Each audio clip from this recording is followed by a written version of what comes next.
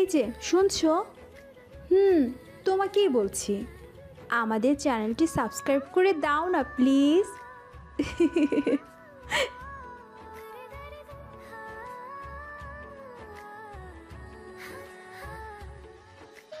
প্রতিদিনের মতো ঈশান তার দুই বন্ধু শুভ এবং হাফিজুলের সাথে কলেজে যাওয়ার জন্য রাস্তা দিয়ে হাঁটছিল আর কথা বলছিল।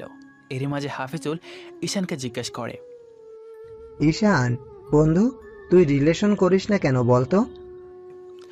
বরাবরের মতো ঈশান সেই একই উত্তর দেয়, দেখ দোস্ত, আমার কোনো মেয়ে পছন্দ হয় না, আর এই পর্যন্ত যাদেরকে দেখেছি কাউকে আমার মনে ধরেনি। তবে যদি মনের মতো কাউকে পাই তাহলে অবশ্যই রিলেশন করব। দেখ দোস্ত, রিলেশন তো আর দিনক্ষণ দেখে হয় না। কাউকে ভালো লাগলে অথবা দুই মনের কেমিস্ট্রি থাকলে সেখান থেকেই হয়। আর তাছাড়া তুই তো কোনো মেয়ের দিকে তাকাসও না তেমনভাবে, তাহলে এই রিলেশনটা হবে কি করে বল? দেখ, আমি তো তোদের বলেছি কোনো মেয়েকে আমার পছন্দ হয় না, আর মেয়েদের দিকে তাকাই না বললে ভুল হবে। তাকাই, কিন্তু কাউকে তেমন ভালো লাগে না, বলি বেশি দেখি না, আর তাই রিলেশনেও যাওয়া হয়ে ওঠে না। আসলে কি বলতো, আমরা দুজন রিলেশন করি সেই কবে থেকে, আর তুই এ পর্যন্ত একটা রিলেশন করলি না, সেজন্যই কথাগুলো বললাম।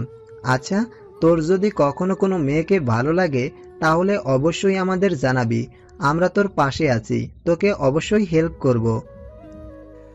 আচ্ছা ঠিক আছে, যাই হোক, গল্পের প্রথমে আপনাদের পরিচয়টা দিয়ে নিই। প্রত্যেকটা গল্পের মতো এই গল্পে আপনাদের সাথে আছি আমি, ঈশান আহমেদ অনিক। ঈশান সবেমাত্র কিছুদিন হলো এসএসসি এক্সাম দিয়ে কলেজের গণ্ডিতে পা রেখেছে। এবার ইন্টার ফার্স্ট ইয়ারের স্টুডেন্ট। পড়ালেখা তো অনেক ভালো, আর পড়ালেখার প্রতি ওর ছোটোবেলা থেকে একটু বেশি ঝোঁক, তাই ক্লাসে বরাবরের মতো ফার্স্ট কিংবা সেকেন্ড হয়েছে। আর গল্পে ঈশানের বাবা গ্রামের একজন প্রভাবশালী লোক। তো ঈশানের যখন 10 বছর বয়স, তখন ওর মা ওকে ছেড়ে না ফেরার দেশে চলে গেছে। মায়ের মৃত্যুর পর ঈশানের বাবা আরেকটা বিয়ে করে, ছেলে শুদ্ধ একটা মহিলাকে বিয়ে করে। সৎ মা ঈশানকে তেমনভাবে দেখতে পারে না, কিন্তু বিপরীতভাবে ওর সৎ ভাই ওকে নিজের আপন ভাইয়ের মতো দেখে, কখনো ওর সাথে বাজে ব্যবহার করে না। যদিও ওর মা তেমনভাবে ওর সাথে ভালো ব্যবহারটা করে না, কিন্তু তাতে ঈশানের কোনো আফসোস নেই। যাই হোক, কথা বলতে বলতে ওরা তিনজন কলেজে চলে আসে। তারপর প্রতিদিনের মতো কিছুক্ষণ আড্ডা দিয়ে ক্লাসে চলে যায়। তারপর পেছনের বেঞ্চে গিয়ে বসে। সবগুলো ক্লাস শেষ করে বাসার উদ্দেশ্যে রওনা দেয়। ওর বন্ধুদের সাথে ঈশান বাসার দিকে কিছুটা এগোতেই দেখতে পায় রাস্তা দিয়ে একটা ভ্যান গাড়ি করে একজন ভদ্র মহিলা, একজন মধ্যবয়সী পুরুষ লোক আর তার সাথে একটা মেয়ে যাচ্ছে। তো যখন ঈশান মেয়েটার মুখের দিকে তাকায়, তখন ঈশান এক নিমেষে সেখানে স্তব্ধ হয়ে দাঁড়িয়ে যায়।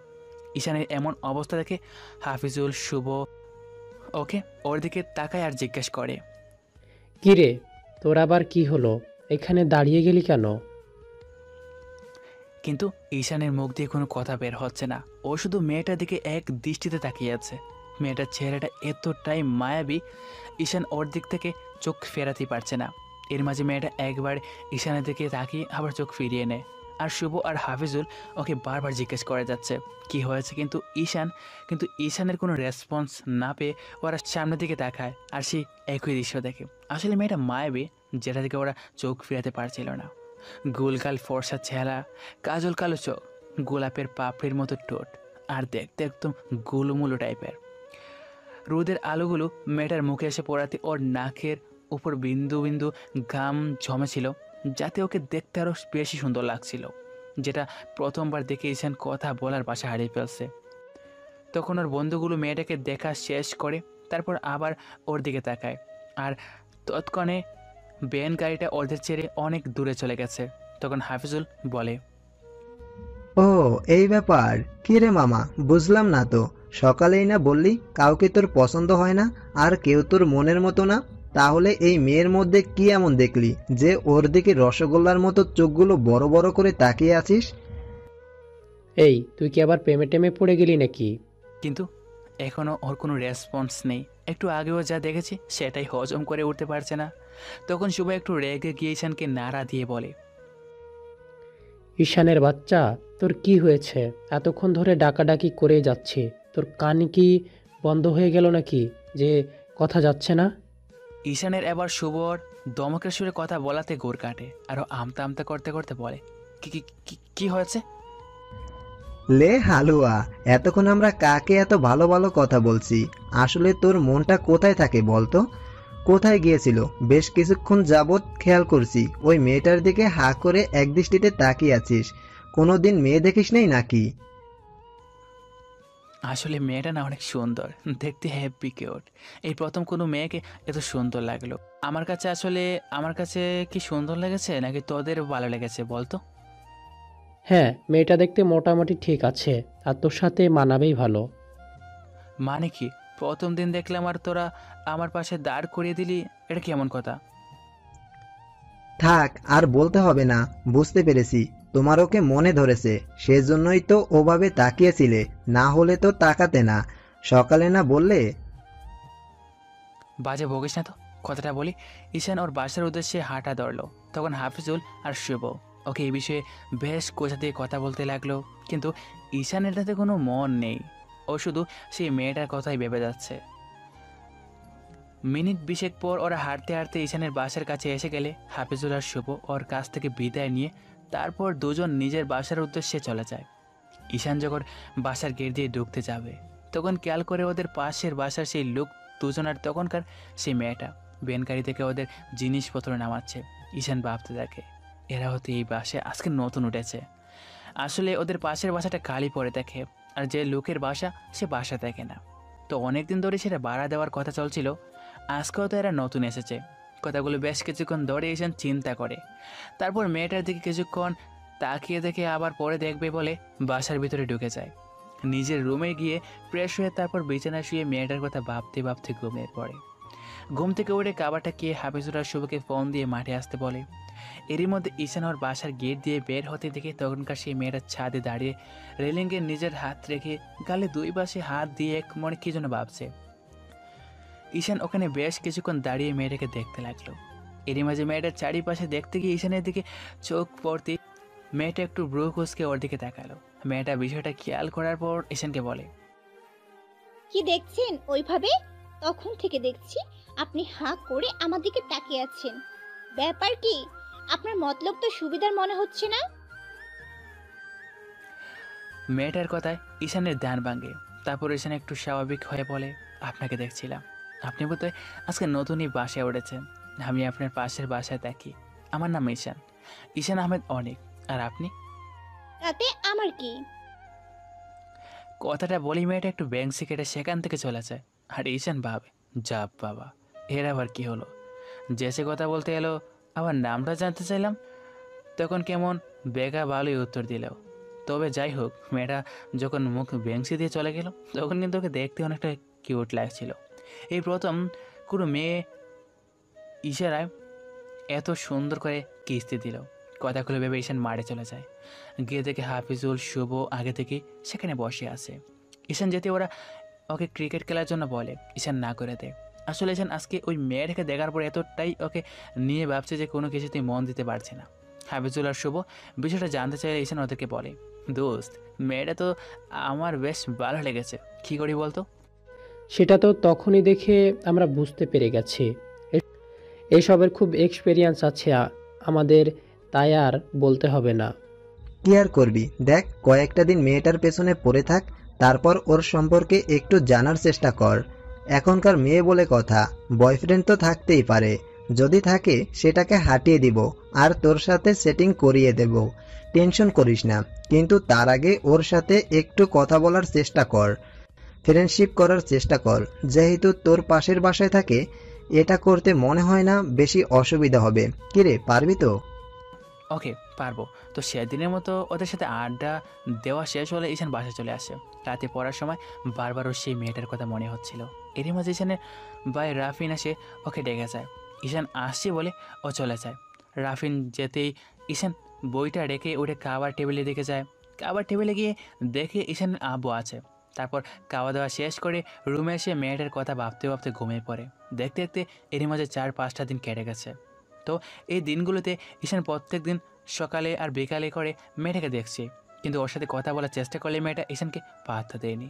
আজকে সকালেও একইভাবে হাফিজুল, শুভ আর ঈশান কলেজে যাচ্ছিল। তখন শুভকে জিজ্ঞাসা করে। কিরে, কত দূর এগোলি?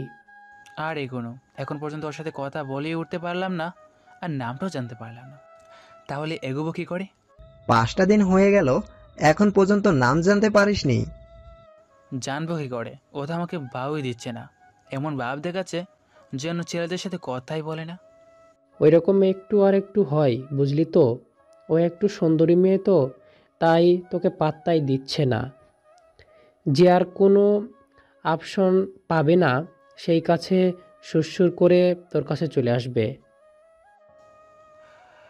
ঈশান আর কিছু বলতে যাবে, এর মাঝে ওদের পেছন থেকে একটা অটো আসে আর ঈশান খেয়াল করে ওই অটোতে যে মেয়েটা কথা এতক্ষণ ওদের বলছিল সে যাচ্ছে। মেয়েটাকে দেখে ঈশানের মুখে হাসি ফুটে ওঠে।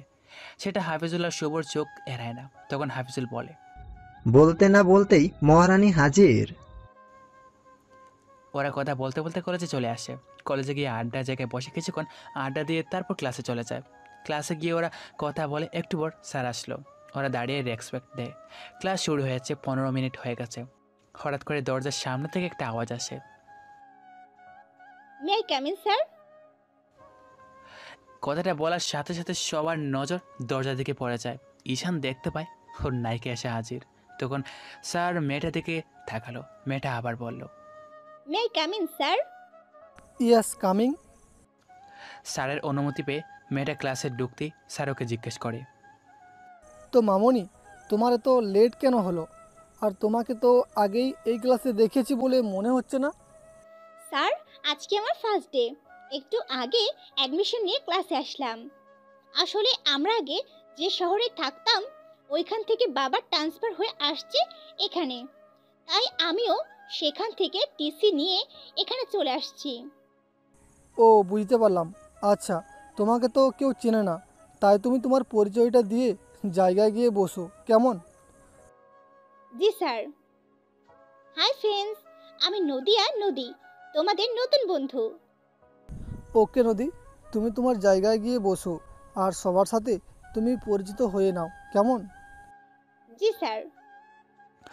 অন্যদিকে ঈশান নদী আসার পর থেকে ওর দিকে এক দৃষ্টিতে তাকিয়েছিল। যখন নদী কথা বলছিল ঈশান কেয়ার করলো ওর গালে ছোট্ট একটা ঠোল পড়ে, যেটাতে ওর সৌন্দর্যটাকে আরও বৃদ্ধি করে তোলে। হাফিজুল আর শুভ দুই হারামি ওর পাশে বসা ছিল, তাই ওদের বিষয়টা চোখ এড়ালো না। এর আগে এত নিখুঁতভাবে ঈশান কোনো মেয়েকে দেখেনি। ওরা বুঝতে পারে যে ঈশান মেয়েটার প্রেমে হাবুডুবু খাচ্ছে। তখন হাফিজুল ওকে বলে, মাম্মা, তোমার তো লটারি লেগে গেছে, যেটা মনে মনে চাচ্ছিলে সেটাই হতে চলছে। হাফিজুলের কথা শুনে ঈশানের দান ভাঙে। তারপর ঈশান ওর দিকে তাকায় আর বলে, মানে কি? মানে কি বলতে চাচ্ছিস তুই? মানেটা আবার কি? তুমি তো তোমার নদী নায়িকার প্রেমে পড়ে রোমিও হয়ে গেছেও, আর ওর সাথে তো কথা বলার কোনো উপায়ই খুঁজে পাচ্ছিল না। এখন তো সেটা পেয়ে যাবে, যেহেতু তোমরা ক্লাসমেট। ও তোমার থেকে আর এড়িয়ে চলে যেতে পারবে না, কথা ওকে বলতেই হবে। আর এই সুযোগে তুই ওর আরো কাছাকাছি যেতে পারবি। তাছাড়া তোরা দুজন পাশাপাশি বাড়িতে থাকিস, দেখবি তোদের মাঝে ফ্রেন্ডশিপ হলে নদী প্রতিদিন তোর সাথে কলেজে আসবে, কলেজে ও তোর সাথে আসবেই।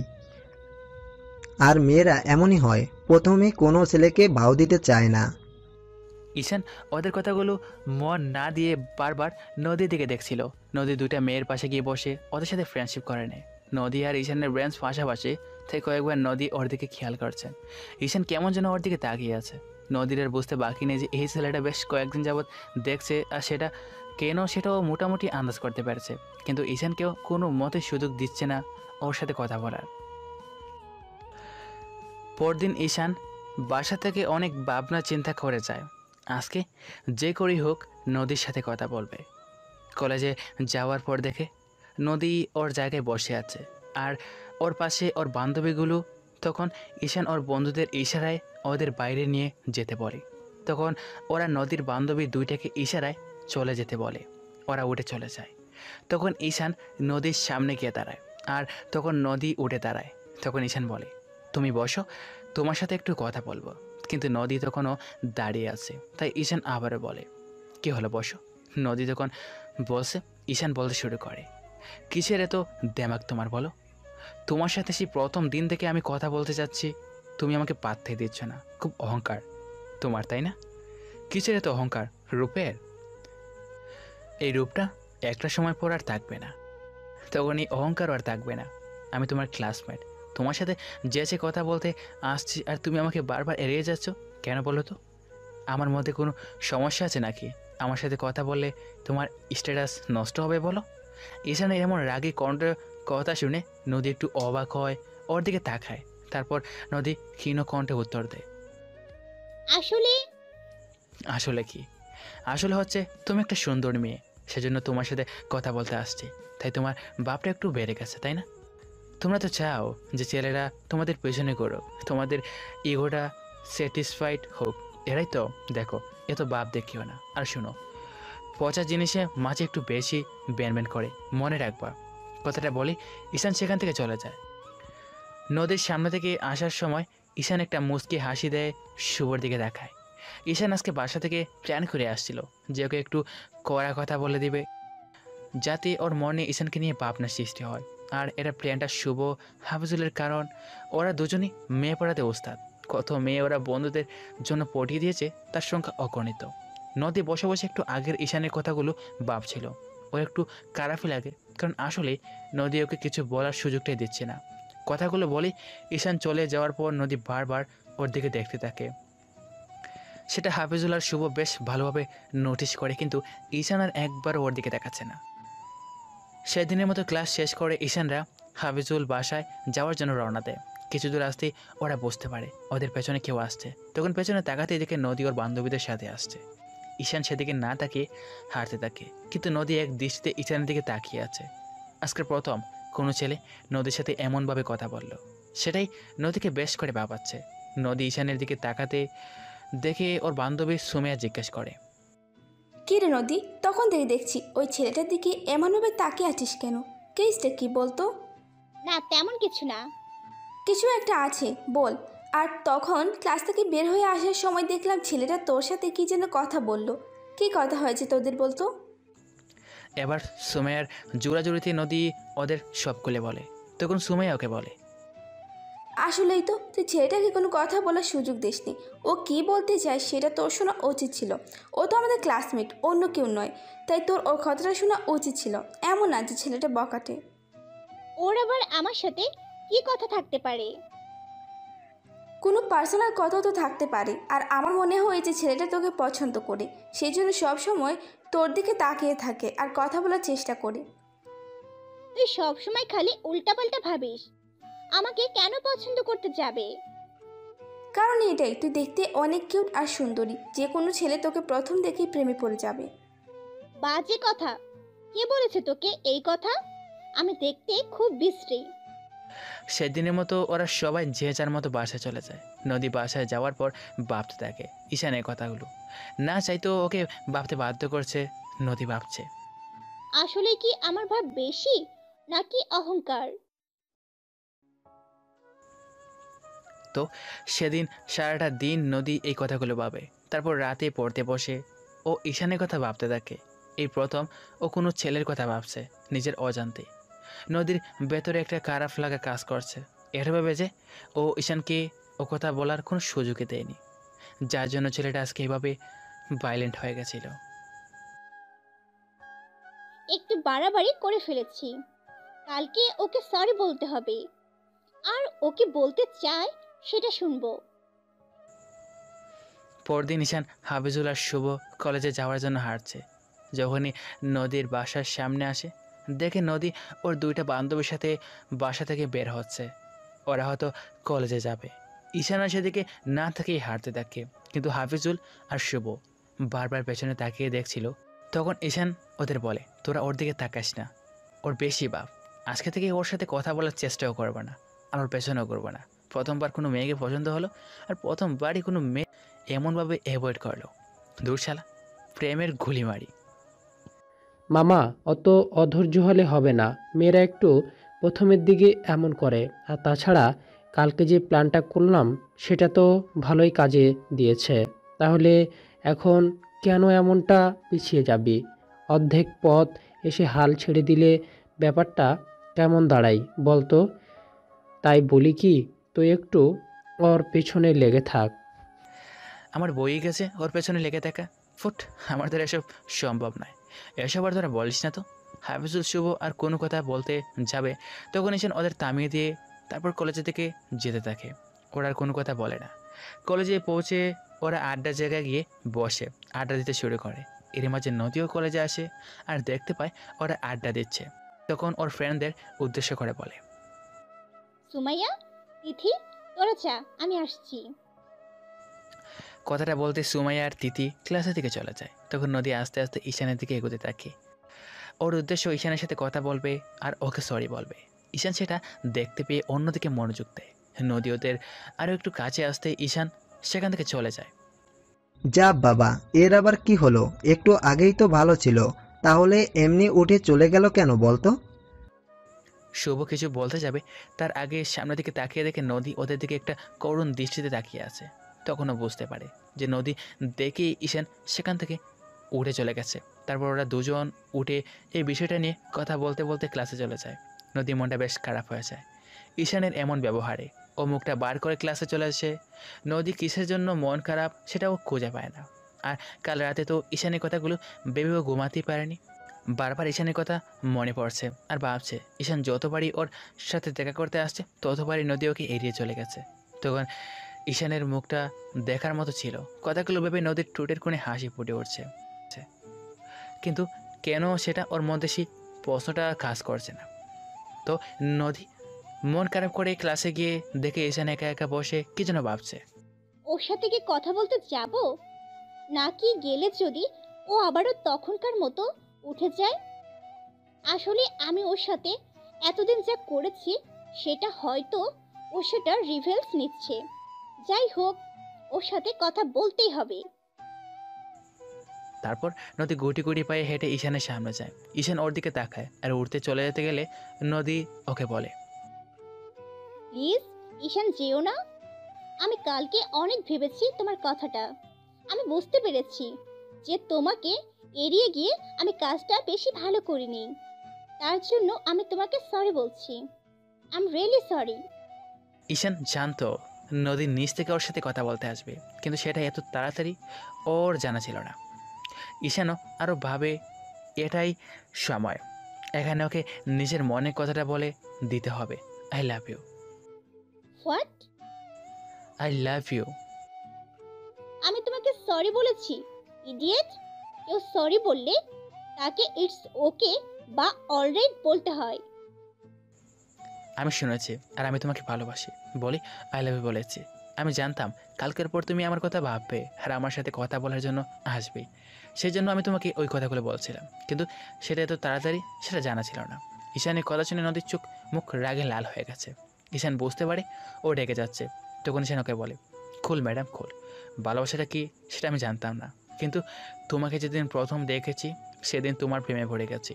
তুমি জানো এই প্রথম কারোর জন্য আমি এত সময় ব্যয় করেছি, আর সেটা হচ্ছে তুমি আমাকে ভালোবাসো কি না কিংবা কখনো বাসবে কি না সেটা আমার জানা নেই, তবে আমি তোমাকে প্রথম দেখাতে ভালোবেসে ফেলছি আর বেসে যাব। আর শোনো, তুমি দেখতে কিন্তু মারাত্মক সুন্দর। তোর সাথে কথা বলতে আসাটাই আমার ভুল হয়েছে, স্টুপিড। কথাটা বলি নদী চলে যেতে গেলে ঈশান তখন ওকে পেছন থেকে ডেকে বলে, আই লাভ ইউ ম্যাডাম। রাগ করলে কিন্তু তোমাকে হ্যাপি কিউট লাগে, আর গাল দুটো যখন লাল হয়ে যায় যায় না, মনে হয় তোমাকে কে ফেলি। জুতো খুলে মারবো। সেটা তুমি করতে পারবে না, কারণ তুমি আজকে স্লিপার পরে আসছো। ঈশানের কথায় নদী ওর পায়ের দিকে তাকিয়ে থেকে আজকে জুতো নয় স্লিপার পরে আসছে। ও এবার রাগি লুকে ঈশানের দিকে তাকাতেই ঈশান একটা মুচকি হাসি দিয়ে বলে, দিলে লাগলো জানেমান। এর সাথে কথা বললে আমি পাগল হয়ে যাব। নদী আর কিছু না বলে ওর জায়গায় গিয়ে বসে। এর মধ্যে ক্লাসে স্যার আসলো। ক্লাস শুরু হয়ে যায়। ক্লাসের ফাঁকে ঈশান বারবার নদীর দিকে তাকাচ্ছিল, কিন্তু নদী যতবারই ভাবছিল ঈশানের দিকে তাকাবে না আর ওকে এড়িয়ে চলবে, কেন জানি সেটা পারছিল না। না চাইতেও বারবার নদী ঈশানের দিকে তাকাচ্ছিল। নদী যখন ঈশানের দিকে তাকাচ্ছিল তখনই ওর চোখ নদীকে চোখ মারছে আর ফ্লাইং কিস ছুড়ে দিচ্ছিল, যেটাতে নদী রেগে আগুন হয়ে যাচ্ছিল। নদীর এমন অবস্থা দেখে হাফিজুল, শুভ আর নদীর বান্ধবী দুটো হাসতে হাসতে গড়াগড়ি খাওয়ার মতো অবস্থা। নদী ওর বান্ধবী দুটোকে হাসতে দেখে আরও রেগে যাচ্ছিল। এবারও বলে, হাসছিস কেন? খুব হাসি পাচ্ছে না? এক চড়ে 4টি দাঁত ফেলে দিব এরপর যদি আবার হাসিস। নদীর কথা এবার সুমাইয়া আর তিতির মুখে হাত দিয়ে দাঁতে দাঁত চেপে হাসি আটকানোর চেষ্টা করে, ও পারছিল না। নদীর অমন রাগী মুড আর মুখের এক্সপ্রেশন দেখে ওরা এবার জোরে জোরে হেসে দেয়। নদী রেগে আগুন হয়ে যাওয়ার দৃষ্টিতে ওদের দিকে তাকায়। ওরা যে হাসছে সেটা স্যার বুঝতে পারে। তখন স্যার একটু রেগেছে আর বলে, সুমাইয়া, তিথি, কি হচ্ছে ক্লাসের মধ্যে? এত হাসি কিসের? এটা কি পার্ক বা সিনেমা হলো যে হাসছো? এখনই কান ধরে দাঁড়াও। এবার তিথি আর সুমাইয়ের মুখ মলিন হয়ে যায় আর ওরা উঠে দাঁড়ায়। তিথি বলে, সরি, আর কখনো এমন হবে না। আসলে একটা জোকস মনে পড়ে গেল তো, তাই হাসি থামাতে পারিনি। কলেজটা কি জোকস মারার জায়গা যেখানে হাসি তামাশা করবে? এবার নদী ওদের দিকে তাকায় আর একটা মুচকি হাসি দিয়ে আস্তে আস্তে বলে, এবার হাসো, আরো বেশি করে হাসো। আমার বেহাল দশা দেখে খুব হাসি পাচ্ছিল না? এখন কোথায় গেল তোদের হাসি? সরি স্যার, আর কখনো ভুল হবে না। প্লিজ স্যার, তবুও কান ধরতে বলবে না। নেক্সট টাইমে এমন ভুল হলে ক্লাস থেকে বের করে দেবো। Sit down. স্যারের বকা খেয়ে ওরা দুজন তো চুপ করলো, কিন্তু হাফিজুল শুভ করছিল না। তাই ঈশান এবার ডেকে গিয়ে স্যারকে বলে ক্লাসের বাইরে চলে গেল।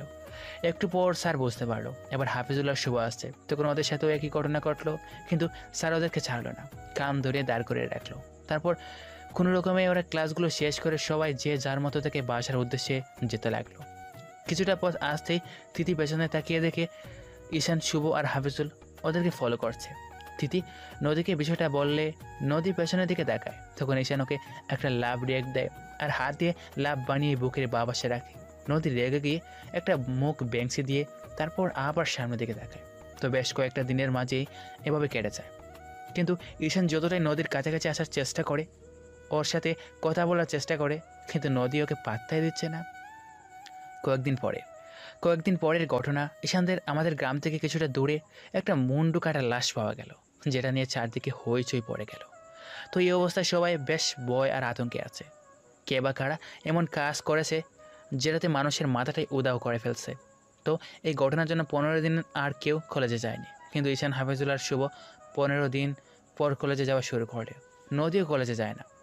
কলেজে গিয়ে ঈশান নদীকে না দেখতে পেয়ে ওর মনটা খারাপ হয়ে যায়। তাই ঈশান সকাল বিকেল করে নদীর বাসার সামনে দাঁড়িয়ে থাকে।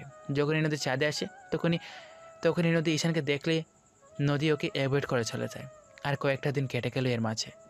ঈশানের এখন বেশ খারাপ লাগতে শুরু করে, কারণ বেশ কিছুদিন যাবৎ নদী ঈশানকে এড়িয়ে চলছে। এর মাঝে নদী কলেজে যেতে শুরু করেছে। ঈশান অনেক ভেবেচিন্তে সিদ্ধান্ত নেয় নদীর সাথে কথা বলবে।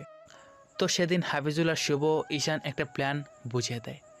এরই মধ্যে একটা ক্লাস শেষ হওয়ায় সবাই বাইরে যায়, কিন্তু ক্লাস শেষ শুধু ঈশান আর নদী ছিল। আর নদী এক মনে কি একটা ভাবছিল, কিন্তু ঈশানের ভাবনা তো শুধু নদীকে ঘিরে। সবাই বাইরে যাওয়ার পর হাফিজুল বাইরে গিয়ে ক্লাসের দরজাটা আটকে দেয়। দরজা আটকানোর শব্দে নদীর গোড় কাটে। তখন ওর চারপাশে তাকিয়ে দেখে ক্লাসে কেউ নেই, শুধু ঈশান বসে আছে। ঈশান এবার ওর দিকে যেতে নদী তাড়াহুড়ো করে দরজার দিকে যেতে গেলে ঈশান একটু দ্রুত গিয়ে ওর অনেকটা কাছে চলে যায়। তখন নদী দরজার দিক থেকে পেছন দিকে ঘুরতেই ঈশান হঠাৎ করে ওর একটা হাত দেওয়ালের সাথে চেপে ধরে, আর একটা হাত ওকে দেওয়ালে আটকে দেয়, আর ওর মুখের দিকে পলকহীন দৃষ্টিতে তাকিয়ে থাকে। ঘটনা এত দ্রুত ঘটছে যার জন্য নদী ভাবছে ওর সাথে খারাপ কিছু একটা হবে, যার কারণে নদী তৎক্ষণাৎ চোখ দুটো বন্ধ করে নেয়। ঈশান খেয়াল করে নদী ওর নাকের উপর বিন্দু বিন্দু গাম জমতে শুরু করেছে, আর কয়েকটা চুল ওর মুখের উপর এসে পড়েছিল। তখন ঈশান সেগুলো ফু দিয়ে সরিয়ে দিতে নদীর ভেতরে কেমন একটা অজানা শিহরণ বয়ে যায়। সেটা ঈশান বেশ ভালোভাবেই বুঝতে পারে। ঈশান তখন ওর কানের কাছে মুখ নিয়ে বলে, এত ভালোবাসো আমাকে নিয়ে তো বাবু, তাহলে কথাটা বলে দিলেই তো হয়, কেন তো দূরে রাখছো বলো তো? খুব ভালোবাসি তোমায়, থাকতে পারবো না তোমাকে ছাড়া। তুমিও তো আমাকে ভালোবাসো, সেজন্যই তো আমাকে নিয়ে এত পাবো। প্লিজ একবার বলো ভালোবাসি। কিন্তু নদী কোনো কথা বলতে পারছিল না, বেশ ভয় পেয়ে গেছে ঈশানের এমন কাণ্ডে।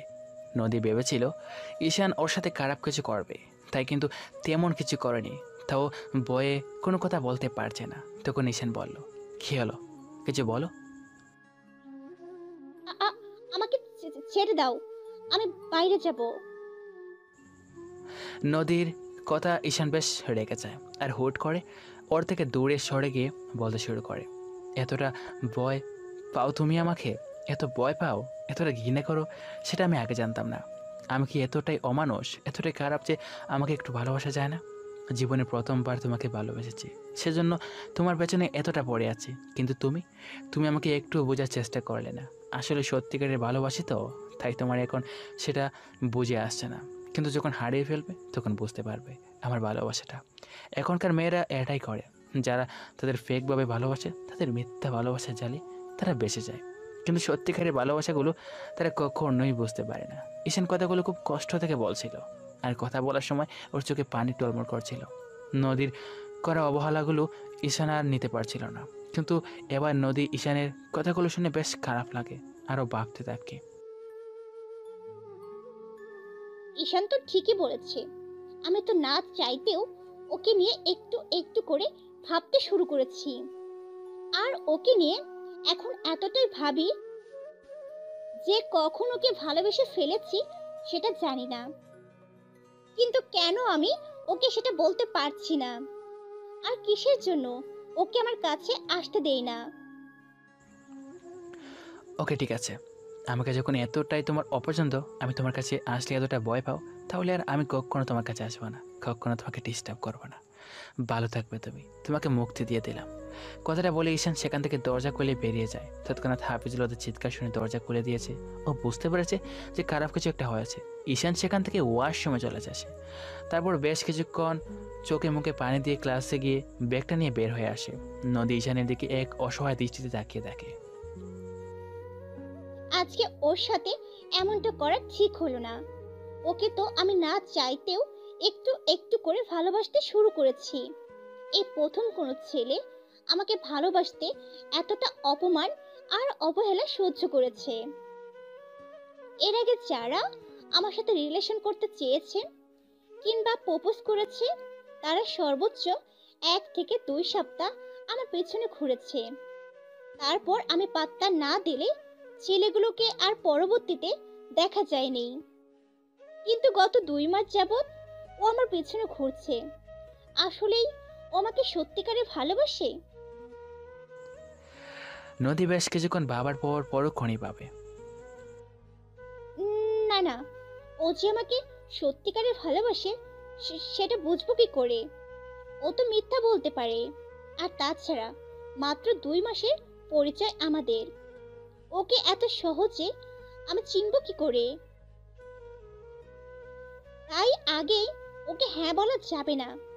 ওকে আর কিছুদিন বাজিয়ে দেখতে হবে যে ও আমাকে সত্যিকারের ভালোবাসে কিনা। ঈশান নদীর উপর রাগ করে বেশ কিছুদিন কলেজে যাওয়া বাদ দিয়ে দেয়, কিন্তু নদী বেশ খারাপ লাগছিল ঈশানের জন্য, কারণ ও আস্তে আস্তে ঈশানকে ভালোবাসতে শুরু করেছে।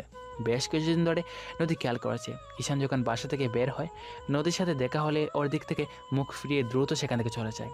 ও কিছু বলার সুযোগই পায় না। নদী এবার হাড়ে হাড়ে টের পাচ্ছে যে আপনজনের অবহেলাগুলো কেমন হয়। ওর বেশ খারাপ লাগছে ঈশানের করা অবহেলাগুলোতে। ঈশান ওকে এখন সবসময় এড়িয়ে চলে, কোনো কথা বলার সুযোগ দিচ্ছে না। তো আজকে সকালে ঈশান বাসা থেকে বের হচ্ছিল আর নদী কলেজে যাওয়ার জন্য বের হয়। তখনই ওদের দুজনের আর নদী ঈশানের সাথে কথা বলার জন্য ওর সামনে গিয়ে দাঁড়ায় আর বলে, ঈশান, কি হয়েছে তোমার? তুমি আমার সাথে কথা বলছো না কেন?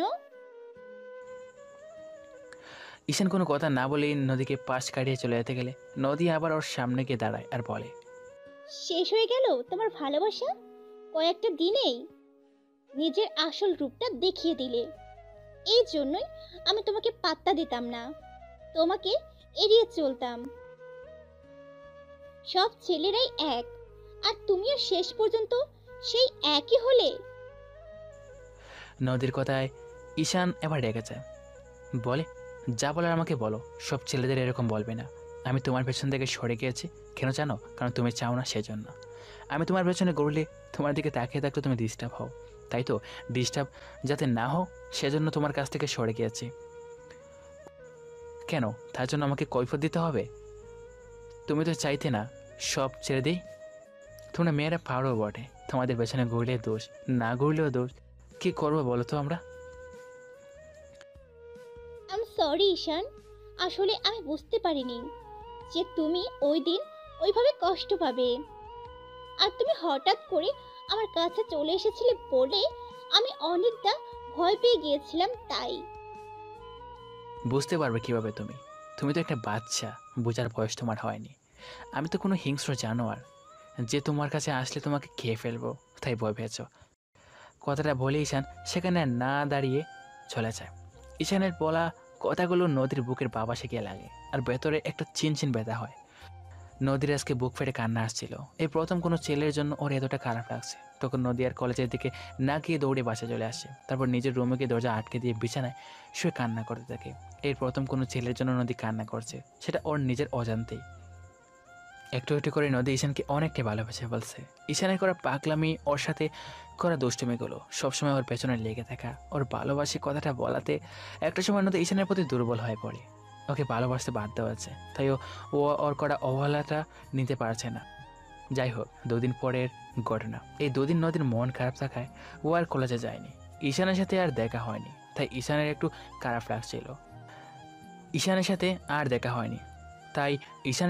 লাগছিল। নদীর কথা ভেবে, তাই হাফিজুল আর শুভকে ফোন দিয়ে বাজারে আসতে বলে। ওই বাজারের দিকে চলে যায়। অন্যদিকে নদী 2 দিন যাবৎ কলেজে যায় না বলে ওর বান্ধবী তিথি আর সুমাইয়া ওকে কলেজে নিয়ে যাওয়ার জন্য অনেক জোরাজোর করে। পরে যায়, কিন্তু নদীর ক্লাস করতে ভালো লাগছিল না বলে 3টা ক্লাস কোনোরকম শেষ করে তারপর বাসার উদ্দেশ্যে রওনা দেয়।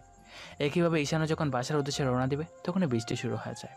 বেশ কিছুক্ষণ দাঁড়িয়ে থাকার পর ঈশান পরিচিত এক কাকুর কাছ থেকে একটা ছাতা নিয়ে তারপর বাসার দিকে যেতে থাকে। পথিমধ্যে বৃষ্টি শুরু হয়ে যাওয়াতে নদী আর কোনো উপায় না পেয়ে একটা গাছের নিচে দাঁড়িয়েছিল। কিন্তু বৃষ্টিতে এত জোরে হচ্ছিল যে গাছের পাতাগুলো বেদ করে ওর গায়ের উপর পানি পড়ছিল। নদী সেখানে বেশ কিছুক্ষণ ধরে দাঁড়িয়ে আছে। এরই মাঝে ঈশান ওই রাস্তা দিয়ে আসছিল। তখন ও আর দেখে নদী একটা গাছের নিচে দাঁড়িয়ে আছে। ঈশান তখন ওর কাছে যায় আর বলে, ছাতার নিচে আসো। নদী বেশ কিছুক্ষণ ওর দিকে তাকিয়ে থাকে। তখন ঈশান বলে, বৃষ্টিতে ভিজলে অসুখ করবে। তখন নদী আর কোনো উপায় না পেয়ে ছাতার নিচে গিয়ে দাঁড়ায় আর ঈশানের সাথে হাঁটতে শুরু করে। তখন ঈশান ছাতাটা নদীর দিকে ধরে, কিন্তু বৃষ্টিতে এতটাই ভিজে গেছে যে শীতে কাঁপতে শুরু করেছে। তখন ঈশান ওকে বলে, ছাতা ধরো। তো নদী ছাতাটা ধরতেই ঈশান হঠাৎ করে ওর শার্টটা খুলে ফেলে, আর নদী সেটা দেখে বেশ ভয় পেয়ে যায়। ঈশানের ভয়ের তো মুখ দেখে একটু মুচকে হাসি দেয় আর বলে, ভয় পেও না। কথাটা বলে ঈশান শার্টটা খুলে নদীর গায়ে জড়িয়ে দিয়ে বলে, তুমি তো শীতে কাঁপছো সেই জন্য। কথাটা বলে ঈশান থেমে গেল। ঈশান বেশ ভালোভাবে খেয়াল করছিল নদী অনেক কাঁপছে। তখন ঈশানের ইচ্ছা হচ্ছিল নদীকে নিজের বুকের সাথে চেপে ধরে ওর কাঁপুনিটা বন্ধ করতে, কিন্তু ওর কিছু করার ছিল না। ঈশান জানে নদী চায় না ঈশান ওকে টাচ করুক। ঈশান বেশ ভালোভাবে লক্ষ্য করছিল যে নদী একেবারে বেঁধে গেছে, আর বেঁচে অবস্থায় ওকে দেখতে এত সুন্দর লাগছে যেটা বলে বোঝানো যাবে না। ওর দিকে তাকিয়ে ঈশান চোখ ফেরাতে পারছিল না, সেটা নদী বেশ ভালোভাবেই বুঝতে পারছিল। আর নিজের প্রিয় মানুষটার ওর দিকে তাকাচ্ছে বলে নদী ওকে কিছু বলছে না। নদী এখনও শীতে কাঁপছিল, সাথে ওর গোলাপি টুট্টো। ওর কাঁপা কাঁপা ঠোঁট দুটো দেখে ঈশানের মধ্যে বেশ কুড় কাজ করে, কিন্তু ঈশান নিজেকে কন্ট্রোল করে, অন্যদিকে ফিরে তাকায়। তারপর ওরা বাড়ির সামনে আসতে নদী দৌড়ে বাসার ভিতরে চলে যায়। ঈশান বুঝতে পারে নদী লজ্জা পাচ্ছিল ওর সাথে আসতে। তারপর ঈশানও বাসায় চলে যায়। রুমে কিছুক্ষণ জানালা দিয়ে বৃষ্টি পড়তে দেখে, কিন্তু বৃষ্টি থামছে না। দেখে এবারও বিছানায় একটা কাঁথা মুড়ি দিয়ে শুয়ে পড়ে। বৃষ্টির দিনে ঘুমাতে ওর বেশ ভালোই লাগে। ঈশান শুয়ে শুয়ে ভাবছিল একটু আগের কথা। বৃষ্টিতে ভিজে নদীকে এতটা সুন্দর লাগছিল যেটা বাসায় প্রকাশ করা যাবে না। ঈশানের ইচ্ছা হচ্ছিল নদীকে নিজের বুকের সাথে জড়িয়ে নিয়ে আর ওর কপালে একটা কিস করে দিতে, কিন্তু ও পারছিল না। সে অধিকারটা নদী ওকে দেয়নি। কথাটা ভেবে ওর মনটা বেশ খারাপ হয়ে যায়। ঈশান সিদ্ধান্ত নেয় যে নদীর কথা আর ভাববে না। কোনো রকমে তখন ঘুমিয়ে পড়ে। পরদিন কলেজের জন্য বের হবে। এমন সময় শুভ আর হাফিজুল বাসার সামনে আসে। তারপর 3 জন একসাথে কলেজের দিকে রওনা দেয়। আর এরই মাঝে নদী, সুমাইয়া আর তিথি কলেজের জন্য বের হলে দেখে কিছুটা দূরে ঈশান হাঁটছে। তখন ওরা ওদের পেছনে পেছনে যেতে থাকে, কিন্তু ঈশান সেটা বুঝতে পারে একবারে নদীর দিকে তাকাচ্ছিল না। তার জন্য নদীর মনটা বেশ খারাপ হয়ে যাচ্ছিল, কিন্তু ঈশান ওর দিকে একবারও তাকায়নি কলেজে আসা পর্যন্ত। তারপর ঈশানরা ওদের আড্ডা জায়গায় গিয়ে বসলো। নদী ভাবে ও ঈশানের সামনে দাঁড়ালে ওর দিকে তাকাবে, কিন্তু সে ঘুরে পালি। ঈশান ক্লাসে চলে যায়। তারপর নদী ওর পেছনে পেছনে এসে একটা জায়গায় বসে। তখন ঈশান সেখান থেকে উঠে পেছনে গিয়ে অন্য জায়গায় বসে। এই বিষয়টাতে নদী বেশ কষ্ট পায়। ঈশানের অবহেলায় নদী কিছুতেই ক্লাস করতে পারছিল না। এর মাঝে নদী কয়েকবার ঈশানের সাথে কথা বলার চেষ্টা করলেও ঈশান ওকে এড়িয়ে চলে যায়। নদীর মনটা খারাপ হয়ে যায়। বাসার উদ্দেশ্যে সে চলে যায়। যাবার সময় ওর সাথে কেউ ছিল না। ওদের এলাকাটা তেমন বেশি ভালো না। তো বেশ কিছুদিন যাবৎ নদী খেয়াল করছে কয়েকটা বকাটা টাইপের ছেলে পথের মাঝখানে দাঁড়িয়ে দাঁড়িয়ে আড্ডা দেয়। নদী আজকে কিছুটা দূর থেকে ওদের দেখতে পায়, যেটা থেকে নদীর ভয় হতে থাকে, কারণ ছেলেগুলো বেশ ভালো না, ওরা বেশ মাস্তান টাইপের। তাই নদী আর সেখানে না দাঁড়িয়ে দ্রুত হেঁটে যেতে গেলে তখন ছেলেগুলো বলে, দেখ ভাই, মালটা কি দেখতে। ও বেবি, এত তাড়া কিসের? কোথায় যাচ্ছ? নদী ওদের কথায় কান না দিয়ে দ্রুত পায়ে হেঁটে যেতে গেলে আরেকটা ছেলে বলে, ও ম্যাডাম, নিজের বয়ফ্রেন্ড শুধু না সময় দিয়ে আমাদের তো দিতে পারো। ওর থেকে আমরা তোমাকে বেশ ভালো সময় দিতে পারবো। ওর সাথে বাদ দিয়ে আমাদেরকে একটু সময় দিও, আমরা বেশ স্ট্রং আছি, আপনাকে বেশ মজা দেব। দোস্ত, মালটা কিন্তু দেখতে হেব্বি, ভালো এনজয় হবে। ছেলেগুলোর এমন বাজে বাজে কমেন্ট শুনে নদীর এবার বেশ কান্না পায়। তখন দূরে সেখান থেকে চলে যায় আর ছেলেগুলো হাসতে থাকে। তো নদী বাসায় গিয়ে খুব কান্না করে। পরদিন ছেলেগুলো বয়ে নদী আর কলেজে যায় না। ঈশান কলেজে গিয়ে নদীকে না দেখতে পেয়ে ওর বান্ধবীকে জিজ্ঞেস করলো। ওরা বলে নদী কলেজে আসেনি। তখন ঈশান ওদেরকে বলে, সুমেয়া আপু, তুমি একটু ওর খোঁজ নিতে পারবে, কেন কলেজে আসেনি? ভাইয়া অনেক টেনশন হচ্ছে ওর জন্য। তা তো একটু হচ্ছে, আসলে কি বলবো, ওকে তো আমি অনেক ভালোবাসি, কিন্তু ও তো আমাকে দেখতেই পারে না। তোমরা তো সেটা ভালোভাবে জানো, কিন্তু কি করবো বলো, শত অপমান অপমান করলেও আমি যে ওকে ভালোবাসি, তাই ওকে একদিন না দেখে থাকতে পারি না। প্লিজ তুমি একটু খোঁজ নিয়ে দেখবে ওর কেউ আছে। আচ্ছা ঠিক আছে ভাইয়া, আপনি টেনশন করবেন না, আমরা ছুটির পর ওর বাসায় যাব। আচ্ছা ঠিক আছে। সেদিনের মতো ক্লাস শেষ করে সবাই বাসে যাওয়ার জন্য রওনা দেয়। আজকে ঈশানের সাথে সুমাইয়া আর তিথি যাচ্ছে। তো অর্ধেক পথে আসতেই ঈশান থেকে কালকে সে বকারের ছেলেগুলো ঈশানের সাথে তিথি আর সুমাইয়া দেখায়। আজকে ওরা বাজে বাজে কমেন্ট করতে শুরু করে। সেটা শুনে ঈশান বেশ রেগে যায় আর ওদের উদ্দেশ্য করে বলে, ভাই, মেয়েদেরকে ডিস্টার্ব করতে আপনাদের লজ্জা করে না? গড়ে মা বোন নেই? মা বোন তো আছে, কিন্তু বোনে সেটাই তো জোগাড় করতে হবে। দেখুন ভাই, শুধু শুধু ঝামেলা করবেন না। আর মেয়েদের এভাবে ঠিস করতে আপনাদের লজ্জা করে না? ওরা তো আপনাদের বোনের মতো। আপনারা তো কারো না কারো ভাই। ওদের সাথে এরকম বাজে বিহেভ করতে আপনাদের লজ্জা করা উচিত। এই শালা, তুই কে রে? তখন থেকে দেখছি বক বক করে যাচ্ছিস। দেবো নাকি পেটে কয়েকটা সাজিয়ে?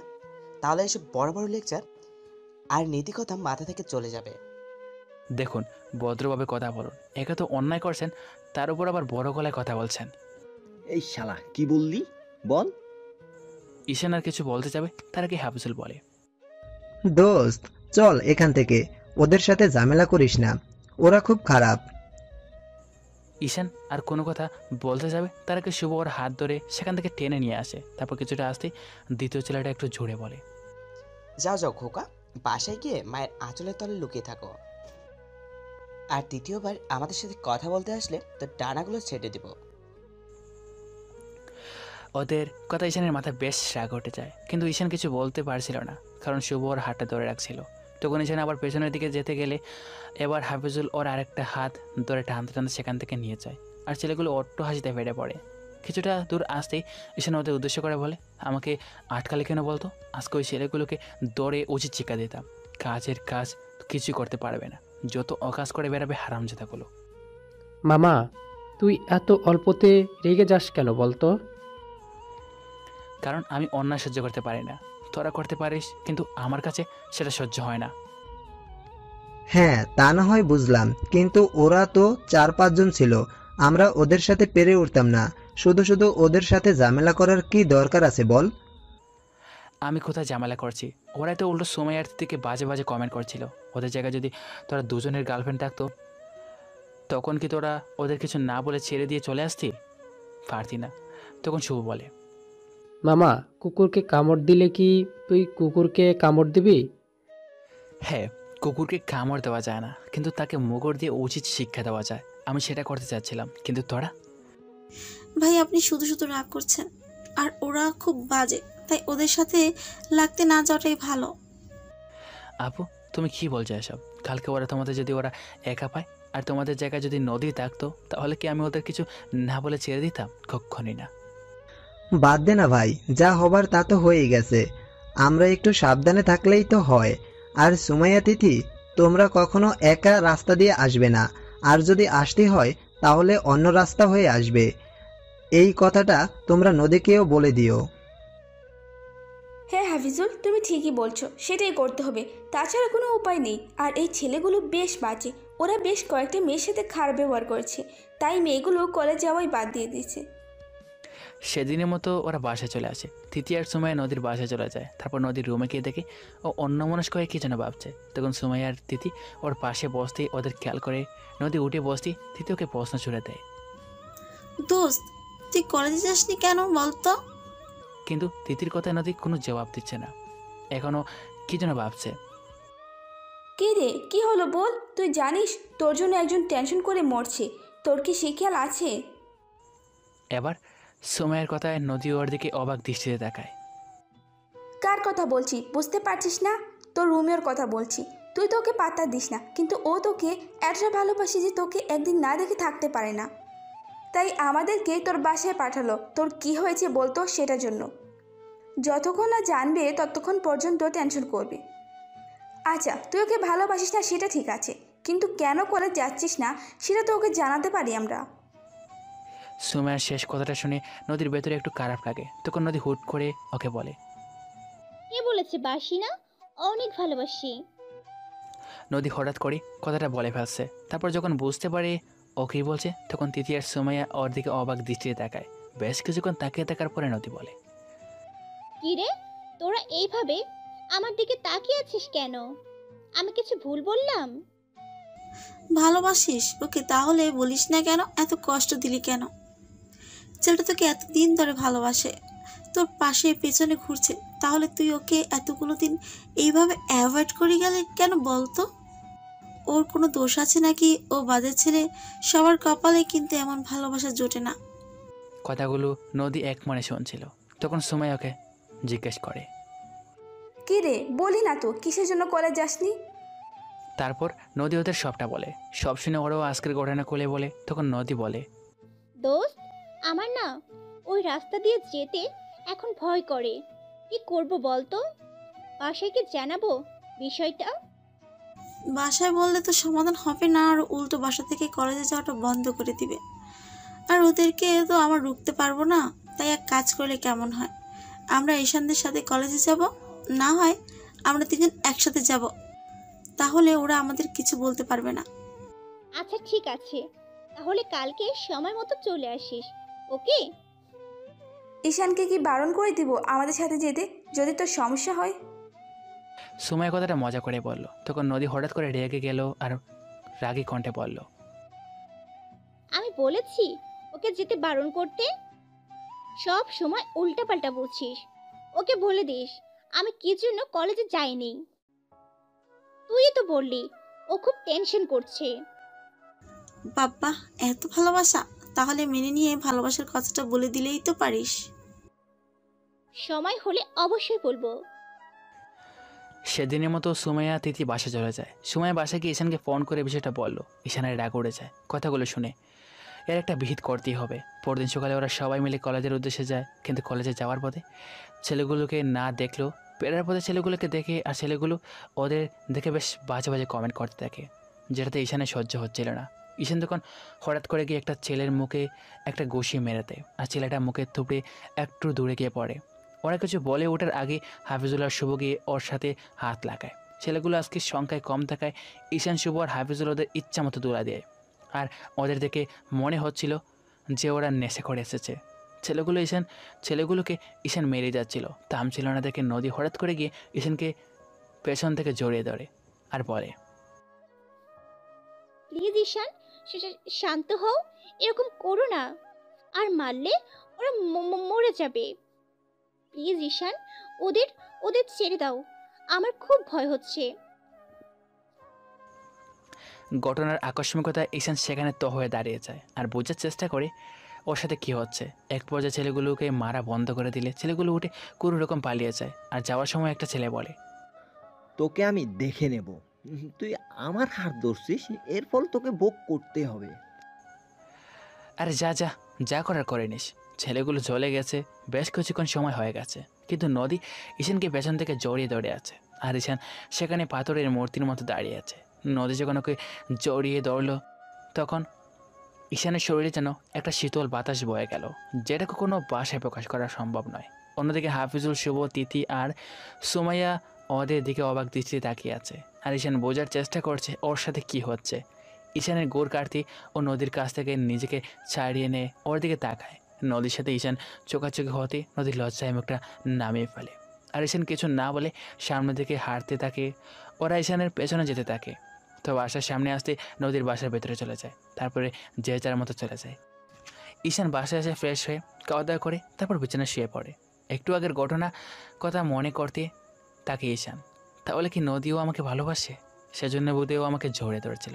না না, এই আমি কী ভাবছি, ও আমাকে ভালোবাসবে কেন? ও তো আমাকে সহ্য করতে পারে না, তাহলে ভালোবাসবে কী করে? আর তাছাড়া যদিও ভালোবাসতো তাহলে কি আমাকে এত এড়িয়ে যেতে পারতো না, আর এত কষ্ট দিতে পারতো না। আমি শুধু শুধু উল্টোপাল্টা ভাবছি, যেটা হবার নয় সেটা নিয়ে না ভাবাটাই ভালো। এভাবে কেটে গেলো বেশ কয়েকটা দিন। এখন আর সেই ছেলেগুলো রাস্তা দেখা যায় না। কয়েকদিন পর ঈশান বিকেলের দিকে বাজারের উদ্দেশ্যে যাচ্ছিল। এর মাঝে ঈশান সেই ছেলেগুলিকে দেখে সেদিনে সে জায়গায় দাঁড়িয়ে আড্ডা দিচ্ছে। ওদের সংখ্যা বেশ কয়েকজন। তো এবার ওদের দেখে ঈশানের একটু ভয় হয়, কিন্তু ভয়টাকে প্রাধান্য না দিয়ে এগোতে থাকে। আর দ্রুত পায়ে হেঁটে যখন ওদেরকে পাশ কাটিয়ে চলে যেতে যাবে তখনই একটা ছেলে বলে, এই যে হিরো, কোথায় যাওয়া হচ্ছে? সেদিন তো আমাদের তিনজনকে পেয়ে খুব হিরোগিরি দেখিয়েছিলে, আজকে তোর কি হবে বলতো? ঈশান ভাবলো ভয় পেলে চলবে না, তাহলে ওরা আরও ফেয়ে বসবে। তাই ঈশান এবার কড়া গলা জবাব দিল, আমার যাই হোক, তোর আমার সাথে জামালা করতে আসলে তো ওদের কাউকে ছাড়বো না। তাই শুধু শুধু জামালা বাড়াতে যাস না, উল্টে তো ওদেরই লস হবে। শালা বেশ পটর পটর করছিস, আসিস তো একা, আর আমরা 6-7 জন। আজকে যদি সবাই মিলে তোকে কেলায় তাহলে কি হবে বলতো? স্যারটা হসপিটালে তোকে ভর্তি করতে হবে, তখন আর দেখতে হবে না। খুব উড়ছিস তাই না? তোর ফাঁকনাগুলো কেড়ে দিচ্ছি। দেখ, আমি কোনো ঝামেলা করতে যাচ্ছি না, তোরা শুধু শুধু আমাকে রাখাস না, তাহলে কিন্তু খুব খারাপ হয়ে যাবে। আচ্ছা দেখি, দেখা তোর কেমন ঝামেলা করবি তুই। আজকে তোর হিরোগিরি আমি দেখাবো। সেদিন তো দুইটা বন্ধুর সাথে ছিলি, তাই আমাদেরকে খুব মেরেছিলি। আজকে তোকে কে বাঁচাই সেটা আমি দেখবো। কথাটা বলতেই ছেলেটা উঠে এসে এবার ঈশানের বুকে ধাক্কা দিতে লাগলো। তখন ঈশান পেছাতে থাকে। ঈশান ছেলেটাকে বলে, দেখ, গায়ে হাত দিবি না, তাহলে খুব খারাপ হবে। দেখা, গায়ে হাত দিলে কি করবি? আবার বলছি দেখা। ঈশান ওদেরকে কিছু বলে ওঠার মতো সাহস পাচ্ছিল না। তখন ঈশান আবার বলে, দেখ, হাত দিস না, লাস্ট বারের মতন বলছি, খুব খারাপ হয়ে যাবে কিন্তু। আচ্ছা দেখা দেখি কি খারাপ হয়, দেখা। কিরে চুপ করে আছিস কেন? কিরে হাওয়া বেড়ে গেল আজকে একটা দেখে? ঈশান আর ওদের কথাগুলো শুনতে পাচ্ছিল না। এবার রেগে গিয়ে ঈশান হঠাৎ করে ছেলেটার তল পেট বরাবর একটা কষি দিল। ছেলেটা তৎক্ষণাৎ জায়গায় বসে পড়ে আর পেটে কুকিয়ে ওঠে। তখন ওদের দলের আরেকটা ছেলে সবাইকে উদ্দেশ্য করে বলে, এই তোরা হা করে দেখছিস কি? এই শালা আমাদের বন্ধুকে মারছে, ওকে আজকে সাইজ করব। কিন্তু ঈশান ওদেরকে অপেক্ষা করে যখনই পালাতে যাবে তখনই ওরা এসে ওকে ধরে ফেলে আর এলোপাতাড়ি মারতে শুরু করে। ঈশান পারছিল না ওদের সাথে। ওরা 6 থেকে 7 জন ছিল।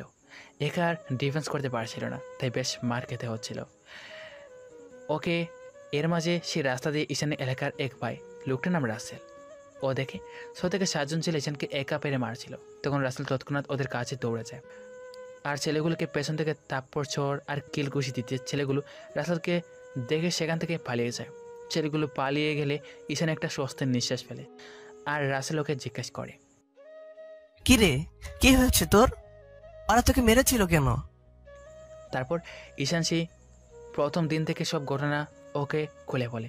সব শুনে রাসেল বলে, তাহলে তো ছেলেগুলোর বিরুদ্ধে অ্যাকশন নিতে হয়।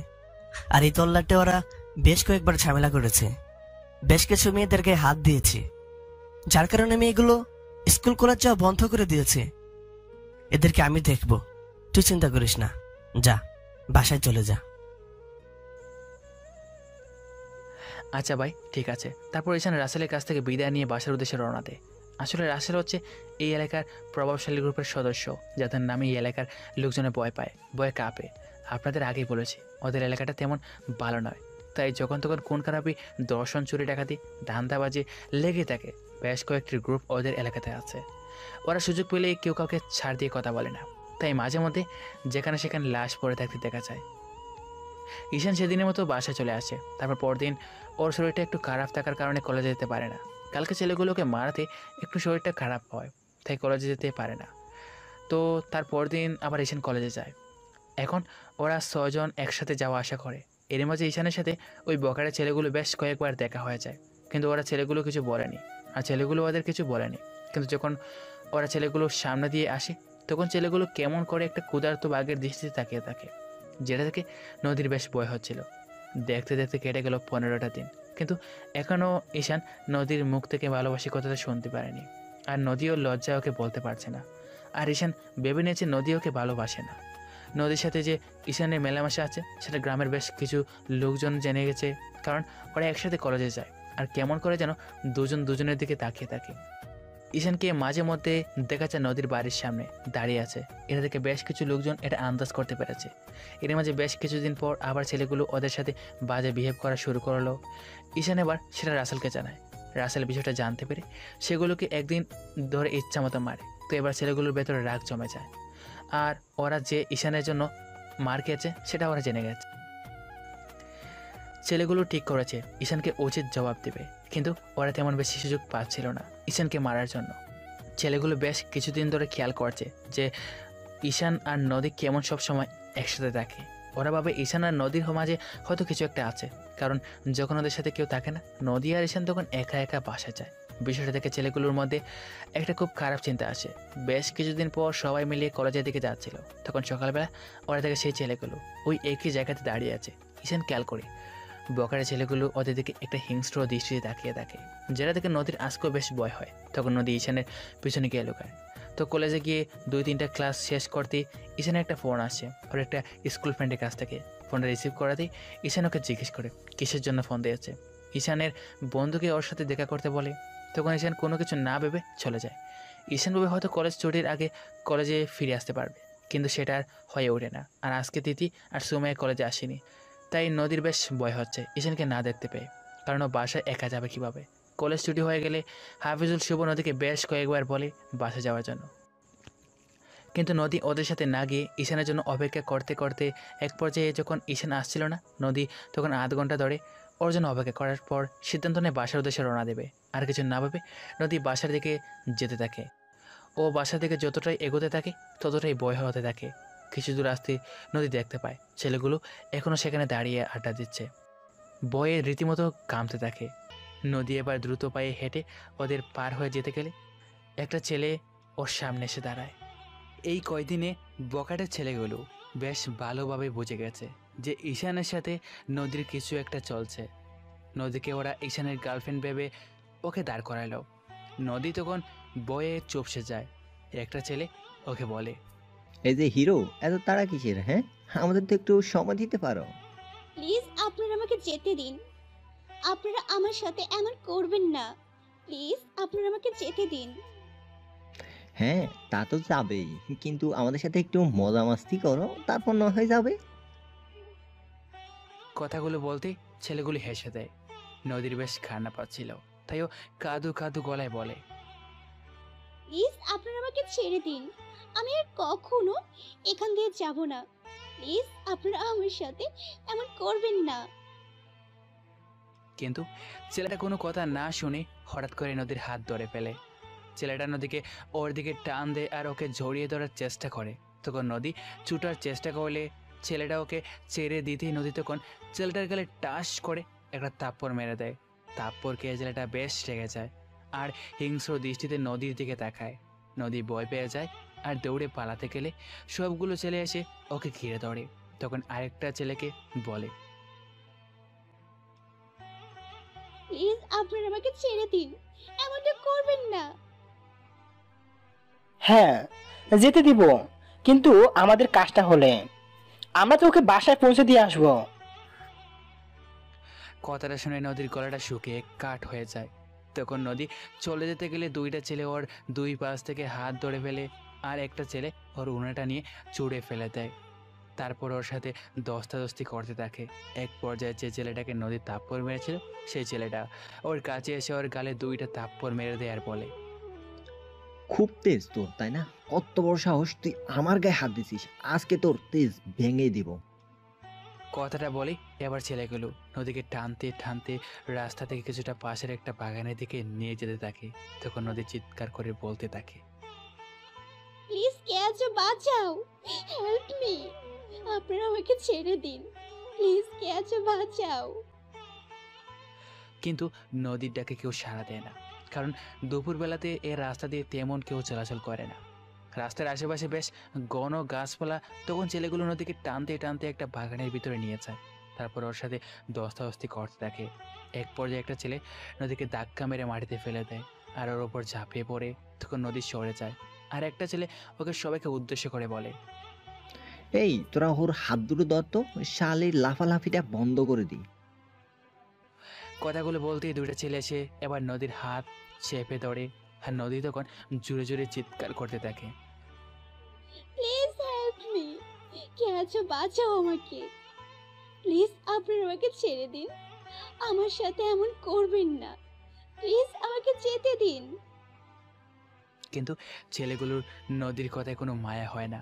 তখন আরেকটা ছেলে ওর চিৎকার করছে দেখে নদীর ওড়না দিয়ে ওর মুখটা বেঁধে দেয় আর ছেলেগুলো নদীর উপর জানুয়ারের মতো ঝাঁপিয়ে পড়ে। শেষ পর্যন্ত নদী ওদের কাছে হার মানতে হয়। নদী আজকে দর্শন হলো। ওদের সাথে না পেরে উঠে নদী হাল ছেড়ে দিতেই ছেলেগুলো ইচ্ছা মতো ওকে ছিঁড়ে কুড়ে খেতে থাকে। এক পর্যায়ে ওদের পশুর রূপটা দেখানো হয়ে গেলে ওরা নদীকে ফেলে উড়ে চলে যেতে নেয়। এরই মধ্যে ঈশান বাসায় ফেরার সময় সেখানে চলে আসে আর এসেই দেখে সে ছেলেগুলো একটা বাগান থেকে বের হচ্ছে। তখন ঈশান ভালো করে লক্ষ্য করলো, দেখো ওদের পেছনে কেউ একজন পড়ে আছে। যে পড়ে আছে সে একটা মেয়ে, তার সাথে এইমাত্র অনেক খারাপ কিছু করেছে, যেটা ঈশান সহ্য করতে পারছিল না। তখন ঈশান দৌড়ে ওদের কাছে এগিয়ে গেলে ছেলেগুলো বেশ ভয় পেয়ে যায় আর ঈশান আরও কিছুটা এগোতে দেখতে পায় হেটার কেউ নয়। নদীকে দেখে তৎক্ষণাৎ ঈশানের বুকের ভিতরটা মুচড় দিয়ে ওঠে আর চোখে পানি চলে আসে। তখন ঈশান একটা চিৎকার দিয়ে বলে, কুত্তার বাচ্চা, তোদেরকে আমি ছাড়বো না। তোরা আবার নদীর সর্বনাশ করেছিস, আজকে তোদের শেষ করে ফেলবো। কথাটা বলেই ঈশান এদিক ওদিক কিছু খুঁজতে থাকে। তারপর একটা লাঠি পেয়ে যায় আর লাঠি দিয়ে ওদেরকে এলো পাতারি মারতে থাকে। নদী একটু দূরে পড়ে থেকে চোখের জল ফেলছে আর ঈশানকে দেখছিল। নদীর একটু শক্তি ছিল না যে উঠে বসবে। তো এরই মাঝে ছেলেগুলোর মার কি ঈশানের সাথে পেরে উঠছে না। তখন একটা ছেলে হঠাৎ করে ওর কোমর থেকে একটা চাকু বের করে যখনই ঈশানকে মারতে যাবে তখনই নদী সেটা দেখে ফেলে প্রাণপণ চেষ্টা করছে উঠে দাঁড়ায় আর দৌড়ে ঈশানের কাছে যেতেই ছেলেটা যখন ঈশানকে চাকু মারতে যাবে তখনই নদী ওর পেছনে এসে দাঁড়ায় আর সাথে সাথে চাকুটা নদীর পেটে গিয়ে লাগে আর নদী মাকু বলে চিৎকার দেয়। তৎক্ষণাৎ নদীর কত স্থান থেকে নিক দিয়ে রক্ত পড়তে শুরু করে আর ঈশান তখন পেছনে ফিরে দেখে নদীর পেটে চাকু। নদী মাটিতে পড়ে যেতে গেলে ঈশান ওকে ধরে ফেলে আর কান্না করে দিয়ে বলে, নদী, এই নদী, এটা কি করলে তুমি? শেষ পর্যন্ত আমার জন্য তুমি নিজের জীবনটা দিয়ে দিলে। ছেলেগুলো সেখান থেকে দৌড়ে পালিয়ে যায়। ঈশান মাটিতে বসে পড়ে আর নদীর মাথাটা নিজের কোলে নেয় আর কান্না করতে করতে বলে, নদী, এই নদী, এটা কি করলে তুমি? আমাকে বাঁচাতে গিয়ে নিজেকে শেষ করে দিলে, কেন করলে এটা? ঈশান, আমার জীবনের সব থেকে বড় সম্পদ আজকে এই জানোয়ারগুলোর কাছে শেষ হয়ে গেছে। আমি সমাজে কি করে মুখ দেখাতাম বলো? আর আমার সময় শেষ। আমি হয়তো আর কয়েক সেকেন্ড বাঁচবো, কিন্তু যাবার আগে তোমাকে একটা কথা বলতে চাই। আমি তোমাকে অনেক বেশি ভালোবাসি।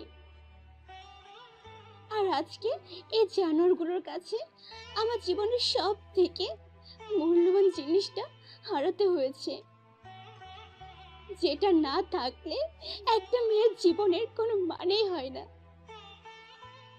যেটা না থাকলে একটা মেয়ের জীবনের কোনো মানেই থাকে না। সারাটা জীবন এই সতীত্বটাকে মেয়েরা একটু একটু করে আগলে রাখে তার স্বামীর কাছে সঁপে দেবে বলে, কিন্তু শেষ পর্যন্ত আজকে এই জানোয়ারগুলো আমাকে চিড়ে ঘুরে খেলো। আমি বেঁচে থাকলে হয়তো মানুষের ধিক্কার আর যন্ত্রণা নিয়ে বাঁচতে হতো, আমি সেটা সহ্য করতে পারতাম না। ঈশান, আমি তোমাকে নিজের জীবনের থেকেও বেশি ভালোবাসি, তাই জীবন দিয়ে তোমাকে বাঁচিয়ে দিয়ে গেলাম। এই নদী, তুমি কেন এসব কথা বলছো? তোমার কিচ্ছু হবে না, আমি তোমার কিছু হতে দিব না। তুমি তুমি আমাকে ছেড়ে যেতে পারো না, আমি যে বড্ড একা হয়ে যাব।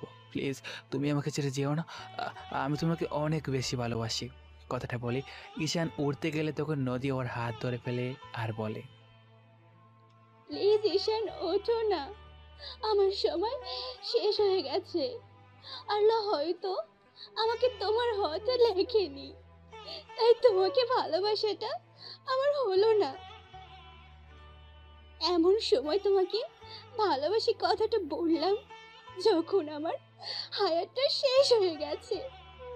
প্লিজ ঈশান, তুমি আমার কাছ থেকে যেও না, আমি শেষ নিঃশ্বাসটা তোমার কোলে ত্যাগ করতে চাই। নদী কথাগুলো বলছে আর ওর চোখ থেকে পানি পড়ছে। ঈশান বারবার বলছিল, নদী তোমার কিছু হবে না, আমি তোমার কিছু হতে দিব না। প্লিজ তুমি আমাকে ছেড়ে যেও না, আমি যে তোমাকে ছেড়ে থাকতে পারবো না। সেটা আমার কপালে নেই। প্লিজ তুমি আমাকে মাফ করে দিও, আমি তোমার হতে পারলাম না। নদী তোমার কিছু হবে না, আমি বলছি তোমার কিচ্ছু হতে দিব না। এবার নদী ঈশানকে বলে, আমার সময় শেষ, তুমি পাগলামি করো না। যাওয়ার আগে আমাকে একটাবার জড়িয়ে ধরবে প্লিজ। আমি শেষ মুহূর্তে তোমার স্পর্শ পেতে চাই। প্লিজ আমাকে একটু জড়িয়ে শক্ত করে একবার জড়িয়ে ধরবে প্লিজ, প্লিজ। কথাটা বলতে ঈশান আবার নদীকে আষ্টে পিষ্টে জড়িয়ে ধরে আর বলে, নদী তোমার কিছু হবে না, আমি তোমার কিছু হতে দিব না। নদী নদী ঈশানকে যখনই জড়িয়ে ধরতে যাবে তখনই একটা জড়িয়ে নিঃশ্বাস ফেলে তারপর নিস্তেজ হয়ে পড়ে। নদী আর কোনো কথা বলছে না। ঈশান আবার নদীকে ডাকতে থাকে, হেই নদী, কি হয়েছে তোমার? প্লিজ কথা বলো। নদী নদী তুমি তুমি আমাকে ছেড়ে যেতে পারো না, আমি তোমাকে ছেড়ে বাঁচতে পারবো না। প্লিজ নদী, আমি বড্ড একা হয়ে যাব, তুমি না থাকলে কে আমাকে ভালোবাসবে বলো? কিন্তু নদী কোনো কথা বলছে না। ঈশানের আর বুঝতে বাকি রইল না নদী আর নেই। ঈশান আবার চিৎকার করে কান্না করতে লাগলো, নদীকে জড়িয়ে ধরে। এর মাঝে সেই বখাটে ছেলেগুলো দৌড়ে নদীর বাসায় চলে আসে আর ওর বাবা মাকে বলে যে ঈশান ওনাদের মেয়েকে জোর করে জবরদস্তি করছে ওর সাথে বাজে কাজ করার জন্য। তো এই কথা শুনে তখনই নদীর বাবা আর মা দৌড়ে ঘটনাস্থলে যায়। গিয়ে দেখে ঈশান নদীকে জড়িয়ে ধরে কান্না করছে। তখন নদীর বাবা আর মা চিৎকার দিয়ে নদীর কাছে যায়। ঈশান তখন ওনাদের দিকে তাকায়। নদীর বাবা বলতে শুরু করে, নদী, এই নদী, কি হয়েছে মা তোর? নদীমা রে, তোর এই অবস্থা কি করে হলো? কথাটা বলে এবার নদীর বাবা মা ওর পাশে বসে পড়ে আর নদী ঈশানের কাছ থেকে ছড়িয়ে নিয়ে ওর সাথে কথা বলার চেষ্টা করছে। কিন্তু কিন্তু যে একবার পৃথিবীর মায়া ত্যাগ করে চলে গেছে তাকে দিয়ে কোনোভাবেই কথা বলানো সম্ভব নয়। এক পর্যায়ে নদীর বাবা ঈশানের দিকে রাগে দৃষ্টিতে তাকায় আর বলে, এই শুইরের বাচ্চাটা আমার মেয়ের সর্বনাশ করেছে। কি ক্ষতি করেছিল আমার মেয়ে তোর? শেষ পর্যন্ত ওকে একেবারে জানে মেরে ফেললি। কি অন্যায় করেছিলাম আমার মেয়েটা? কথাটা শুনে ঈশান স্তব্ধ হয়ে যায়। তখন নদীর মা বলতে শুরু করে, কেন তুই আমার মেয়েটাকে মেরে ফেললি বল? আমরা তোর কি এমন ক্ষতি করেছিলাম যে আমার বেঁচে থাকার সম্বলটা কেড়ে নিলি? নদীমা রে, ওঠ না, কথা বল। আমি তোকে মেরেই ফেলবো। আমার মেয়েকে মেরে ফেলেছিস, আমি তোকে মেরেই ফেলবো। কথাটা বলে নদীর বাবা উঠে গিয়ে ঈশানের গলা চেপে ধরে আর বলতে শুরু করে, তোকে আজকে মেরেই ফেলবো। তুই আমার মেয়ের সর্বনাশ করে শেষ পর্যন্ত ওকে খুন করলি। আমি তোকে আজকে শেষ করেই ফেলবো। কথাটা বলে নদীর বাবা অনেক জোরে ঈশানের গলা চেপে ধরে। তখন ঈশান বলে, আঙ্কেল, আমি নদীকে মারিনি, প্লিজ বিশ্বাস করুন, আমি এটা করিনি। আমি তো নদীকে ভালোবাসি, আমি ওর সর্বনাশ কী করে করি? তুই ওকে ভালোবাসিস, তুই ভালোবাসলে আমার মেয়েটার এত বড় সর্বনাশ করতে পারতি না? তুই ভালোবাসার জালে ফেলে আমার মেয়েটার সর্বনাশ করে আমার মেয়েটাকে আমাদের কাছ থেকে কেড়ে নিয়েছিস। কেন করলি তুই? কি করেছিল আমার মেয়ে তোর যে শেষ পর্যন্ত ওকে একবারে জানে মেরে দিলি? আন্টি বিশ্বাস করুন, আমি এসব করিনি। আমি তো নদীকে ভালোবাসি, আমি ওকে বাঁচাতে এসেছিলাম, কিন্তু ও আমাকে বাঁচাতে গিয়ে নিজের জীবনটা দিয়ে দিয়েছে। প্লিজ আপনারা বিশ্বাস করুন, আমি এটা করিনি। ওদের এমন চিৎকার চেঁচামেচিতে এবার সেখানে আস্তে আস্তে লোক জড়ো হতে শুরু করে। আর এর মধ্যে সেই বগাটে ছেলেগুলো থানায় গিয়ে ঈশানের নামে কমপ্লেন করে দেয়।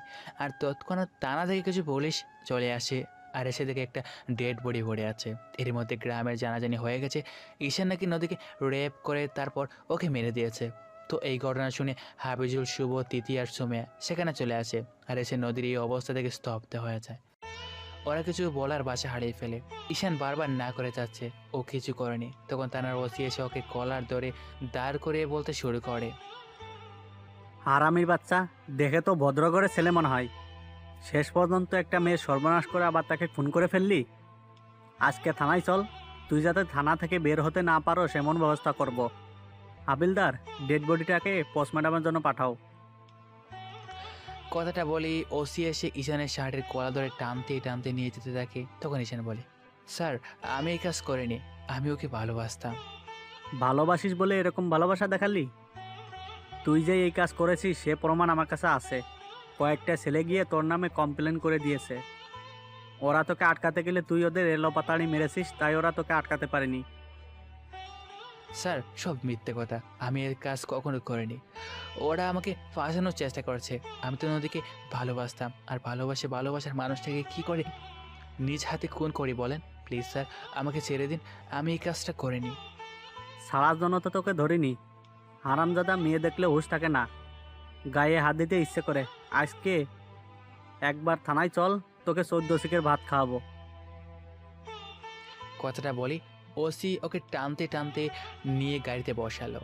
আর এরই মধ্যে ঈশানের বাসায়ও জানাজানি হয়ে গেছে, ঈশান নদীকে মেরে ফেলছে। এই ঘটনা নিয়ে গ্রামের মধ্যে একটা হুলস্থুল বেঁধে গেল। কেউ ভাবতেও পারেনি ঈশান এমন একটা কাজ করবে। সবাই জানতো একটা ভদ্র ছেলে, কিন্তু আজকে ওর ঘটনার পর থেকে সবার মনে ওর জন্য ঘৃণা জন্মে গেল। সবার মতো রাসেলও খবরটা পেয়েছে।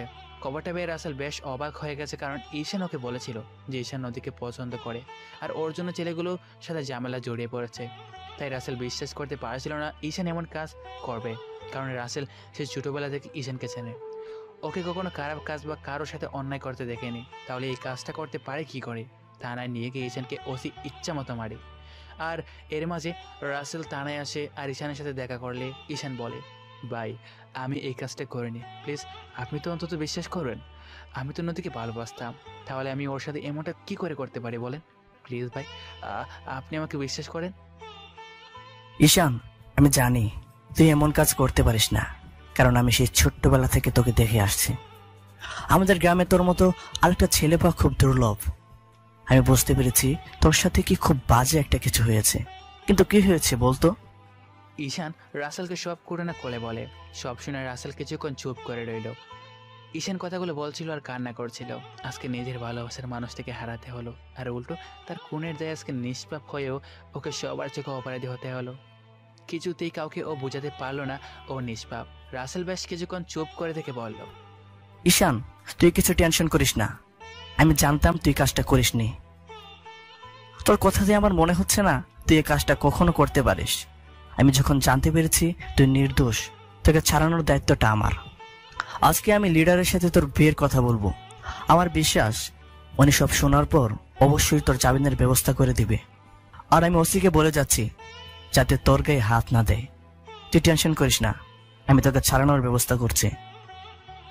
ভাই আমি আবার নদীকে শেষ দেখা দেখতে পারবো না। কথাটা বলে ঈশান চিৎকার করে কান্না করে দেয়। রাসেল ওকে কি বলবে বুঝে উঠতে পারে না। ঈশান, পরিস্থিতিটা যেদিকে মোড় নিয়েছে তাতে তোর থানা থেকে বেরোতেই বেশ কয়েকদিন লেগে যাবে। তাই নদীর সাথে দেখা করার কথা তোকে ভুলে যেতে হবে, কারণ আজকে ওর শেষ কাজ সম্পন্ন হবে। তাই তুই আর ওকে শেষবার দেখতে পারবি না। আমার যে কিছু করার নেই রে ভাই। যদি সাধ্য থাকতো তাহলে অবশ্যই আমি তোকে তোর নদীর কাছে নিয়ে যেতাম, কিন্তু তোর উপর যে মামলাটা ওরা চাপিয়ে দিয়েছে তাতে তোকে বের করতে অনেকদিন সময় লেগে যাবে। তুই কিছু টেনশন করিস না, আমি আছি। আমি যখন জানতে পেরেছি তুই অন্যায়টা করিসনি, তাহলে তোকে আমি বিনা অপরাধে নিষ্পাপ হয়ে কিছুতেই সাজা পেতে দিব না। কথাগুলো বলে রাসেল বেরিয়ে যেতে গেলে ঈশান চিৎকার করে বলতে দেখে, নদী, এই নদী, কলেজা কেন তুই আমাকে ছেড়ে চলে গেলি? আমি কাকে নিয়ে বাঁচবো বল? আমি যে তোকে অনেক ভালোবাসি। কেন তুই আমাকে একটিবার বললি না তুই আমাকে ভালোবাসিস? যখন বললি তখন তুই আমাকে ছেড়ে না ফেরা দেশে ভারী জমালি। এই নদী, একবারও ভাবলি না তোকে ছাড়া আমি একা কী করে থাকবো? আমি একা কী করে থাকবো? আমি তোকে ছাড়া থাকতে পারবো না। তুই না থাকলে কে আমার সাথে রাখারাখি করবে? কে আমাকে বকা দেবে? কথাগুলো শুনে রাসেলের চোখে পানি চলে আসে। তারপর রাসেল সেখান থেকে বেরিয়ে আসে। অন্যদিকে সেদিন নদীর শেষ কাজ সম্পন্ন হয়ে যায়। বেশ কয়েকটা দিন এর মাঝে কেটে গেছে। ঈশানের 7 দিনের রিমান্ড শেষ হলে ওকে কোর্টে উঠানো হয়।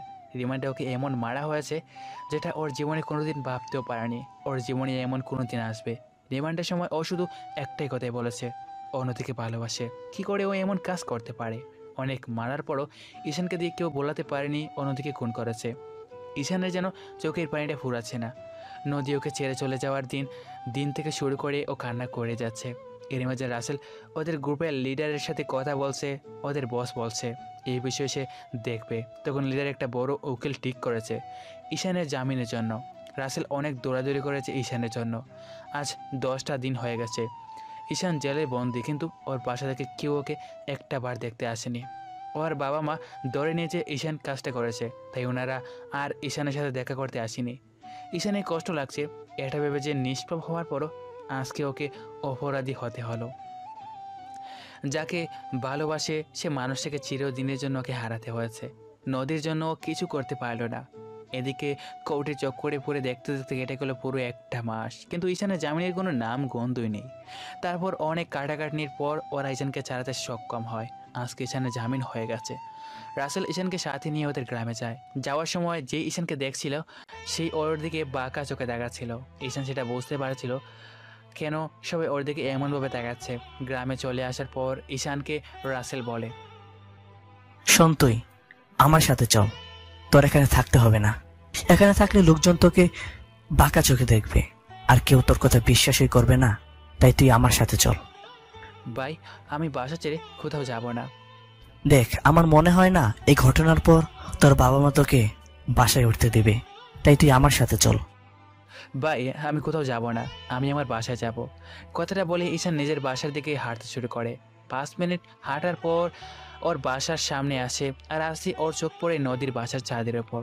ওর মনে হচ্ছিল নদী এখন এই বাড়িতে আছে আর ছাদে দাঁড়িয়ে ঈশানের দিকে তাকিয়ে আছে।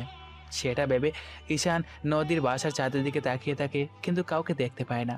নিমিষে ওর বুকের ভিতরে একটা মোচড় দিয়ে ওঠে, আর নদীর সাথে কাটানো স্মৃতিগুলোর কথা মনে পড়ে যায়, আর চোখে পানি চলে আসে। কত সুন্দরী না ছিল ওর জীবনটা, কিন্তু এক জ্বরে সব তছনছ হয়ে গেল। বেশ কিছুক্ষণ দাঁড়িয়ে ঈশান নদীর বাসার চাঁদের দিকে তাকিয়ে চোখের পানি ফেলে।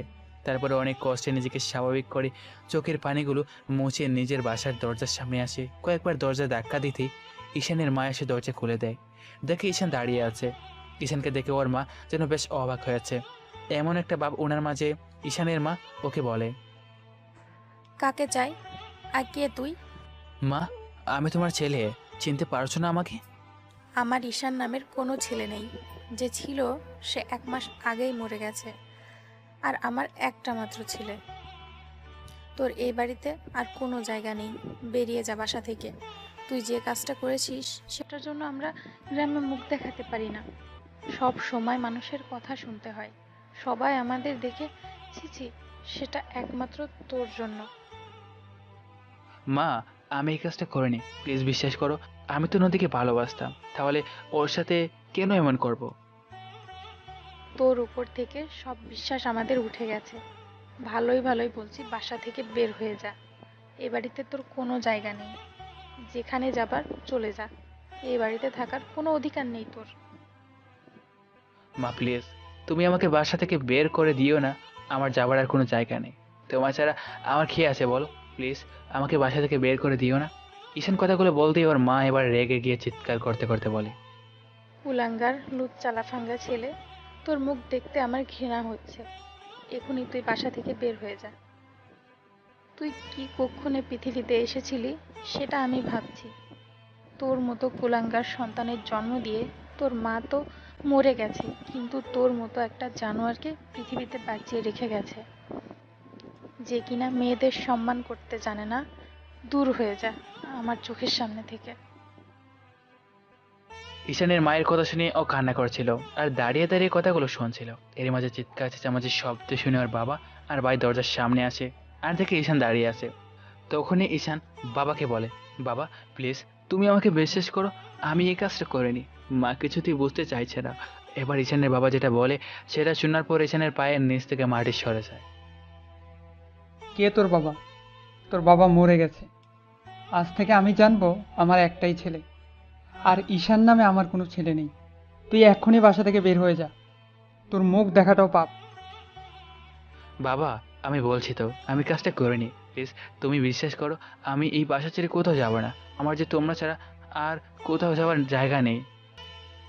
এখন নেকা কান্না কেঁদে আর কোনো লাভ হবে না। ভালোই ভালোই বাসা থেকে বের হয়ে যা, না হলে আমার থেকে খারাপ কিন্তু আর কেউ হবে না।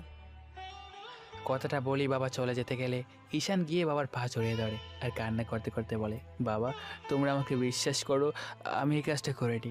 আমি তো নদীকে ভালোবাসতাম, তাহলে আমি কেন ওকে মারবো? প্লিজ বাবা বিশ্বাস করো। পা ছাড়, তোর এই নোংরা হাতে আমাকে একদম ছুবি না। এখনই তুই আমার বাসা থেকে বের হয়ে যা। আজ থেকে আমি জানবো আমার একটা মাত্র ছেলে। ঈশান নামে আমার কোনো ছেলে আর বেঁচে নেই, দূর হয়ে যা। ঈশানের কোনো কথা শুনছিল না। ওর বাবার পা ধরে বারবার সে একই কথাগুলো বলছিল, কিন্তু ঈশানের বাবার মনে কোনো দয়া মায়া হলো না। বাবা এবার ঈশানের চুল ধরে উঠিয়ে তারপর গাড়ি ধাক্কা দিয়ে বাসা থেকে বের করে দিয়ে বলতে লাগলো, এই বাসার সামনে তোকে যেন কখনো না দেখি, আর যদি দেখি তাহলে তুই আমার মরা মুখ দেখবি। কথাটা শুনে ঈশান স্তব্ধ হয়ে যায় আর সেখানে দাঁড়িয়ে চোখের পানিগুলো ফেলতে থাকে। তখন ঈশানের বাবা দরজা লাগিয়ে দেয়। ঈশান বেশ কিছুক্ষণ ওখানে দাঁড়িয়ে কান্না করে, একবার নিজের বাসার দিকে তাকায়, একবার নদীর বাসার দিকে তাকায় আর কান্না করতে করতে বলতে থাকে, নদী, এই নদী, কেন আমাকে ছেড়ে চলে গেলি? আমি তোকে ছাড়া কীভাবে থাকবো? তুই আমাকে এতটা ভালোবাসিস কেন? একবারও আমার কথা চিন্তা করলি না? তুই তো শান্তিতে ঘুমিয়ে আছিস, কিন্তু আমার যে জীবন থেকে তুই চলে যাওয়ার পর থেকে শান্তি নামের জিনিসটি উড়ে গেছে। কেন তুমি আমাকে একা করে চলে গেলি যখন, কেন আমাকে নিয়ে গেলি না? বাস্তবতার কাছে আজকে হেরে গেছে ভালোবাসা নামক এক অদ্ভুত অনুভূতি, যেখানে ঈশান হারিয়ে ফেলছে তার ভালোবাসার মানুষটাকে, যেখানে পৃথিবীর মায়া ত্যাগ করে চিরদিনের জন্য অন্ধকার খবরে শায়িত হয়ে গেছে। আর কখনো ঈশান শুধু ডাকলেও নদী ফিরে আসবে না। ভালোবাসা কি সবসময় এমনই হয়, শুধু কষ্ট পেতে হয়? ঈশানের ভালোবাসাটা নদী অ্যাকসেপ্ট করার আগে ওদের দুজনকে এতটা দূরত্বে চলে যেতে হলো, যে দূরত্বটা আর কখনো ফুরাবার নয়। বেশ কিছুক্ষণ দৌড়ে ঈশান বাসার সামনে কান্না করলো, কিন্তু ওর বাবা মা কেউ দরজা খুললো না। ঈশানের বুঝতে আর বাকি নেই এই বাড়ির দরজা ওর জন্য বন্ধ হয়ে গেছে। আর কিছুক্ষণ নদীর বাসার চাঁদের দিকে তাকিয়ে ঈশান চোখের পানি ফেলে তারপর একটা সময় রাস্তা দিয়ে হাঁটতে থাকে। হাঁটতে হাঁটতে ও নদীর পাড়ে চলে আসে। নদীর পাড়ে এসে দীর্ঘ সময় ধরে চোখের পানি ফেলছে। একটা মাস যাবৎ ঈশানের চোখের পানিগুলো শুকাচ্ছে না। দেখতে দেখতে সন্ধ্যা হয়ে যায়, কিন্তু এখনও ঈশান সেখানে বসে আছে। আর যাবেই বা কোথায়?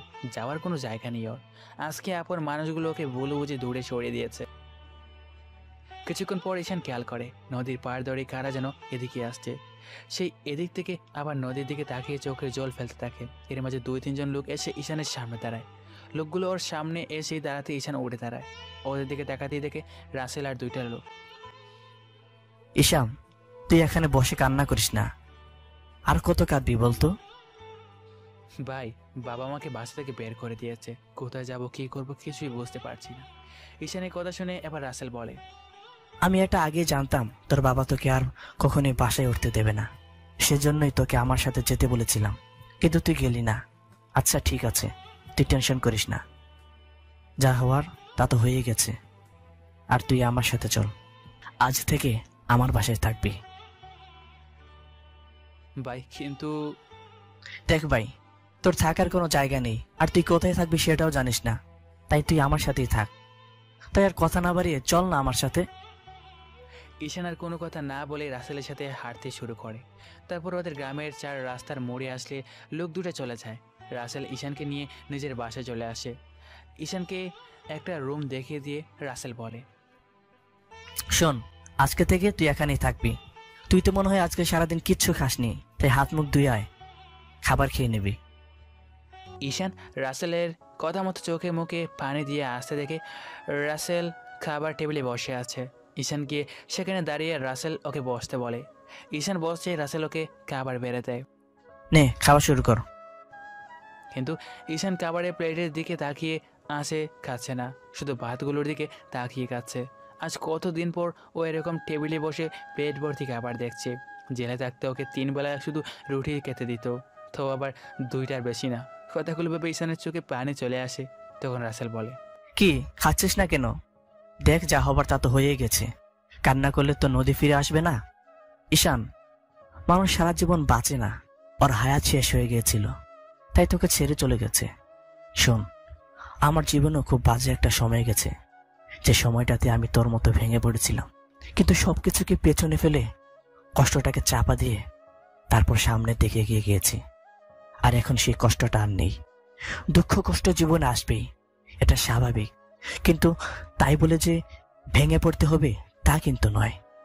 নিজেকে শান্ত কর আর খাবারটা খেয়ে নে। কান্না করলে তো আর সবকিছু ঠিক হয়ে যাবে না। ভাই, আমি যে কিছুতেই মেনে নিতে পারছি না আমার নদী আর নেই। আমি ওকে খুব ভালোবাসতাম, জীবনের চাইতেও বেশি ভালোবাসতাম। নদীও আমাকে অনেক ভালোবাসতো। ও মরার সময় আমাকে বলে গিয়েছিল ও আমাকে ভালোবাসে। ভাই, আমার কপালটাই খারাপ, 10 বছর বয়সে মাকে হারাচ্ছি, তারপর বাবা মায়ের অবহেলা পেতে পেতে আজ পর্যন্ত এসে দাঁড়িয়েছে। জীবনে প্রথম কাউকে ভালোবাসলাম আর সেই মানুষটা আমাকে ছেড়ে চলে গেল। আমি ওকে ছাড়া কি করে থাকবো? ঈশান, এভাবে ভেঙে বললে চলবে না, শান্ত হ। তোর নদীকে যারা মেরেছে আমি সবাইকে খুঁজে বের করব। তুই ওই জানোয়ারগুলোকে নিজে হাতে শাস্তি দিবি। ওই কুত্তাগুলোর বেঁচে থাকার কোনো অধিকার নেই। নদী, এই নদী তোকে যারা মেরেছে আমি কাউকে ছাড়বো না। তুই দেখিস আমি ওদের একটা একটা করে সবাইকে মেরে ফেলবো। নদী, আমি তো তোর সাথে সারাটা জীবন কাটাতে চেয়েছিলাম, তাহলে তুই কেন আমাকে এভাবে কেন একা ফেলে চলে গেলি? রাসেল অনেক বোঝানোর পর ঈশান কে নেয়। তারপর রুমে গিয়ে শুয়ে শুয়ে আবারও নদীর কথা ভেবে ভেবে চোখের জল ফেলতে থাকে। এভাবে পার হয়ে গেছে একটা সপ্তাহ, কিন্তু ঈশানের মন থেকে নদীর স্মৃতিগুলো কিছুতেই মোছেনি। জীবন বড় অদ্ভুত জিনিস, কোনো সময়টা থেকে জীবনের রঙটা পাল্টে যাবে, কোন দিকে মোড় নেবে সেটা আমরা কেউ বলতে পারি না। জীবনের সময়ের সাথে বাঁকে বাঁকে তার রং দেখায়। আজকে ঈশানের সাথে তাই হচ্ছে। এর মাঝে রাসেল ঈশানকে দেওয়া কথা মতো সেই ছেলেগুলোকে খুঁজতে থাকে, কিন্তু ওদের খোঁজ পাচ্ছিল না। ওই ঘটনার পর ওরা বেশ ভয় পেয়ে গ্রাম ছেড়ে পালিয়ে গেছে। রাসেল কোনো অন্যায় চোখে দেখতে পারে না। ঈশানের মতো ওরও একটা ভয়ঙ্কর অতীত আছে, তাই মানুষের কষ্টটা ও বুঝে। ঈশান এখন প্রায় সময় নদীর পাড়ে বসে থাকে আর কান্না করে। নদীর দিকে তাকিয়ে নদীর কথা ভাবতে ভাবতে চোখের জল জড়ায়। এছাড়া ওর আর কী বা করার আছে? ওর বন্ধুগুলো ওর থেকে মুখ ফিরিয়ে নিয়েছে। ওরা ভেবেই নিয়েছে নদীর মৃত্যুর পিছনে ঈশান দায়ী। কিন্তু এই কথাগুলো শুনতে শুনতে এখন আর ওর মধ্যে কোনো বিরূপ প্রভাব নেই। এটা ভেবে ওর কষ্ট হচ্ছে, হয়তো নদী আর ওর জীবনে নেই। যাকে ভালোবাসে তাকে নিজের করে পাওয়ার আগেই হারিয়ে ফেলল। এর মাঝে কেটে গেছে আরও 2টা সপ্তাহ, কিন্তু সেই ছেলেগুলোকে রাসেল খুঁজেই পাচ্ছিল না। তাই রাসেল ওদের লিডারের সাথে কথা বলছে আর এই বিষয়টা জানিয়েছে। তখন ওদের লিডার বলছে, আমি ছেলেটার অবস্থা বুঝতে পারছি, আর তাছাড়া যে ছেলেগুলো এই কাজ করেছে ওরা তো গ্রামে নেই, পালিয়ে গেছে, কিন্তু ওদের তো একটা শাস্তি দিতেই হবে। আমরা খারাপ হতে পারি, কিন্তু চুরি ডাকাতি খুন খারাপই করতে পারি, কিন্তু কখনো কোনো মেয়ের গায়ে হাত দিইনি, কারণ আমাদের ঘরে মা বোন আছে, তাই ওদের সম্মানটা আমি করতে জানি। তুই টেনশন করিস না, ছেলেগুলোকে ধরার ব্যবস্থা আমি করছি। মেয়েদের সাথে নোংরামি করার কি পরিণতি হতে পারে সেটা ওদেরকে তোরা বুঝিয়ে দিবি। আগেই বলেছি ওদের এলাকাতে 2-3টা গ্রুপ আছে, তবে ওরা যে কাজগুলো করে সেটা একে অপরের ওপরে প্রভাব বিস্তার করার জন্য। আর বড় বড় রাঘব বোয়ালের কাছ থেকে ওরা চাঁদাবাজি টেন্ডারবাজি করে নিজেদের শক্তি তাকে জাহির করে। এর মাঝে রাসেল ওদের লিডারকে উদ্দেশ্য করে বলে, বস, ছেলেটার অবস্থা দেখা যাচ্ছে না, কিছু একটা করেন। ওই ছেলেগুলোকে শাস্তি দিলে হয়তো ও কিছুটা শান্তি পেত। তুই কিছু টেনশন করিস না, আমি ছেলেপেলেদের বলে দিচ্ছি, ওই ছেলেগুলোকে দেখতে পেলে তোকে জানাবে। এই তোরা শোন, ওই ছেলেগুলোর খোঁজ লাগা, আর জানতে পারলে রাসেলকে খবর দিবি। লিডারের কথা মতো সবাই হেসে যোগ উত্তর দেয়। তখন রাসেল বাসা চলে যায়। এরই মাঝে ওদের ছেলেগুলো নেমে পড়েছে সেই ছেলেগুলিকে ধরার জন্য। আসলে যে ছেলেগুলো নদীকে মেরেছে সে ছেলেগুলো অন্য জ্ঞানের কিছু প্রভাবশালী লোকের কুলাঙ্গার সন্তান, তাই ওরা এমন কাজ করে বেড়ায় আর ওদের কেউ কিছু বলতে পারে না। কয়েকদিন পর রাতে ঈশান বসে খাবার খাচ্ছিল। এর মাঝে রাসেলের নাম্বারে একটা ফোন আসে। রিসিভ করতেই অবাস থেকে কি বলল সেটা শোনা গেল না, শুধু রাসেল ওদের বলল, কুত্তার বাচ্চাগুলো যেন পালাতে না পারে, দরকার হলে ধরে রাখো, আমি এখনই আসছি। কিছু বলতে যাবে তার আগে রাসেল খাবারের হাত ধুয়ে ঈশানকে বলল, ঈশান, ছেলেগুলোর খবর পেয়েছি। কথাটা শুনে ঈশানের ভিতরে ক্রোধের আগুন জ্বলে ওঠে। রাসেলের মতো ঈশানও হাত ধুয়ে তাড়াহুড়ো করে দুজনেই বাসা থেকে বেরিয়ে গেল। বেশ কিছুক্ষণ পর ওরা হাঁটতে হাঁটতে গ্রামের শেষ দিকে চলে আসলো। এসে থেকে কয়েকজন দাঁড়িয়ে আছে।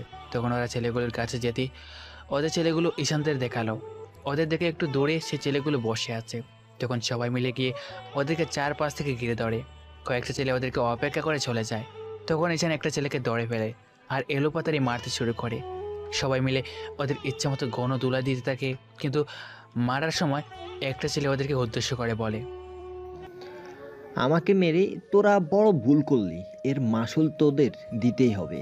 সেদিন তো ওই ছেলেটাকে মিথ্যেভাবে ফাঁসিয়েছি, তোদের অবস্থা এর থেকেও খারাপ করে ছাড়বো। ঈশান আগেই ধারণা করেছিল এই ছেলেগুলি ওকে ফাঁসিয়েছে, তাই অবাক হলো না। ও, তার মানে তোরাই নাটের গুরু, ওকে ফাঁসিয়েছিস। চিন্তা করিস না, দ্বিতীয়বার আর সেই সুযোগটাও তোরা পাবি না। তোরা আমাদের কিছুই করতে পারবি না, একবার ছাড় পাই তারপর খবর করেই ছাড়বো। কথাগুলো শুনে যেন ঈশানের ভেতরে আগুন জ্বলে উঠছিল। তাই তৎক্ষণাৎ ঈশান কিছু একটা খুঁজে তাকে আরেকটা ছেলের হাতে একটা চাওয়াতি দেখতে পায়। তখনও সেটা নিয়ে যে ছেলেটা এই কথাগুলো বলল সরাসরি ওর মাথা বরাবর সজোরে একটা কোপ দেয়, আর সাথে সাথে মাথা দুই ভাগ হয়ে যায়। ঈশানের এমন হিংস্র চেহারা দেখে সবাই হতবম্ব হয়ে যায়। বেশি অবাক হয়েছে রাসেল, কারণ ঈশান সহজ সরল সাদা সিধা ছেলে, কখনো এমন কাজ করতে পারে না। কিন্তু আজকে ওর হিংস্র চেহারা দেখে রাসেল বেশ অবাক। ছেলেটার জায়গায় নিঃশ্বাস ছেড়ে দেয়, আর যে বাদবাকি ছেলে ছিল ও প্রথম ছেলেটার মৃত্যু থেকে রীতিমতো কাঁপতে শুরু করেছে। ঈশান ওর দিকে এগিয়ে গেলে ছেলেটা ওর পা জড়িয়ে ধরে বলতে শুরু করে, ভাই, আমার ভুল হয়ে গেছে, আমাকে মাফ করে দিন। আমি আর এই এলাকাতে কখনোই আসবো না। প্লিজ ভাই, আমাকে মারবেন না, আমি ভুল করে ফেলেছি, আমাকে ছেড়ে দিন ভাই, আমি কখনো এমন করব না। কিন্তু ঈশানের শুধু নদীর মৃত্যুর সময়কার আর্তনাদটা মনে পড়ছে, যেটা ভাবে চোখে পানি চলে আসছে। তখন ঈশান ছেলেটার চোল ধরে তারপর গলার চাবাতিটা চালিয়ে দিলে সাথে সাথে সাথে সাথে বডি থেকে মাথাটা আলাদা হয়ে যায়। ছেলেটার দেহ লুটিয়ে পড়ে, আর ঈশান ছেলেটার কাটা মাথাটা ধরে দাঁড়িয়ে আছে, আর ওর চোখগুলো ইটের বাটার মধ্যে জ্বলছে। রাসেল ওর কাছে এগিয়ে আসে আর হাত থেকে ছেলেটার মাথা নিয়ে দূরে ছুঁড়ে ফেলে দেয়। এবার বুকের জ্বালাটা একটু কমেছে। রাসেল ঈশানের বুক চাপড়ে দিয়ে কথাটা বলে। তারপর দুজনে আবার বাসায় চলে যায়। বাসায় এসে ঈশান ফ্রেশ হয়ে তারপর বিছানায় শুয়ে শুয়ে নিজের হাতের দিকে বারবার দেখাচ্ছে আর চোখের পানি ফেলতে থাকে। মনে মনে ভাবতে থাকে, কি ছিলাম আর কি হয়ে গেলাম। শেষ পর্যন্ত মানুষ খুন করতেও আমার হাত কাঁপলো না। জল যখন দুটা মানুষকে আজ নিজ হাতে মেরে ফেললাম। আমি কি ভুল কিছু করে ফেললাম? না না, ঠিকই করেছি। যারা আমার নদীকে আমার কাছ থেকে কেড়ে নিয়েছে আমি ওদেরকে কাউকে ছাড়বো না। নদী, আমি সবাইকে শেষ করে দিব। তুই দেখিস, তোকে যারা মেরেছে আমি ওদের সবাইকে তিলে তিলে কষ্ট দিয়ে মারব। এরই মাঝে আরেকদিন ঈশান রাস্তায় বাসায় অর্থাৎ রাসেলের বাসায় যাওয়ার জন্য হাঁটছিল।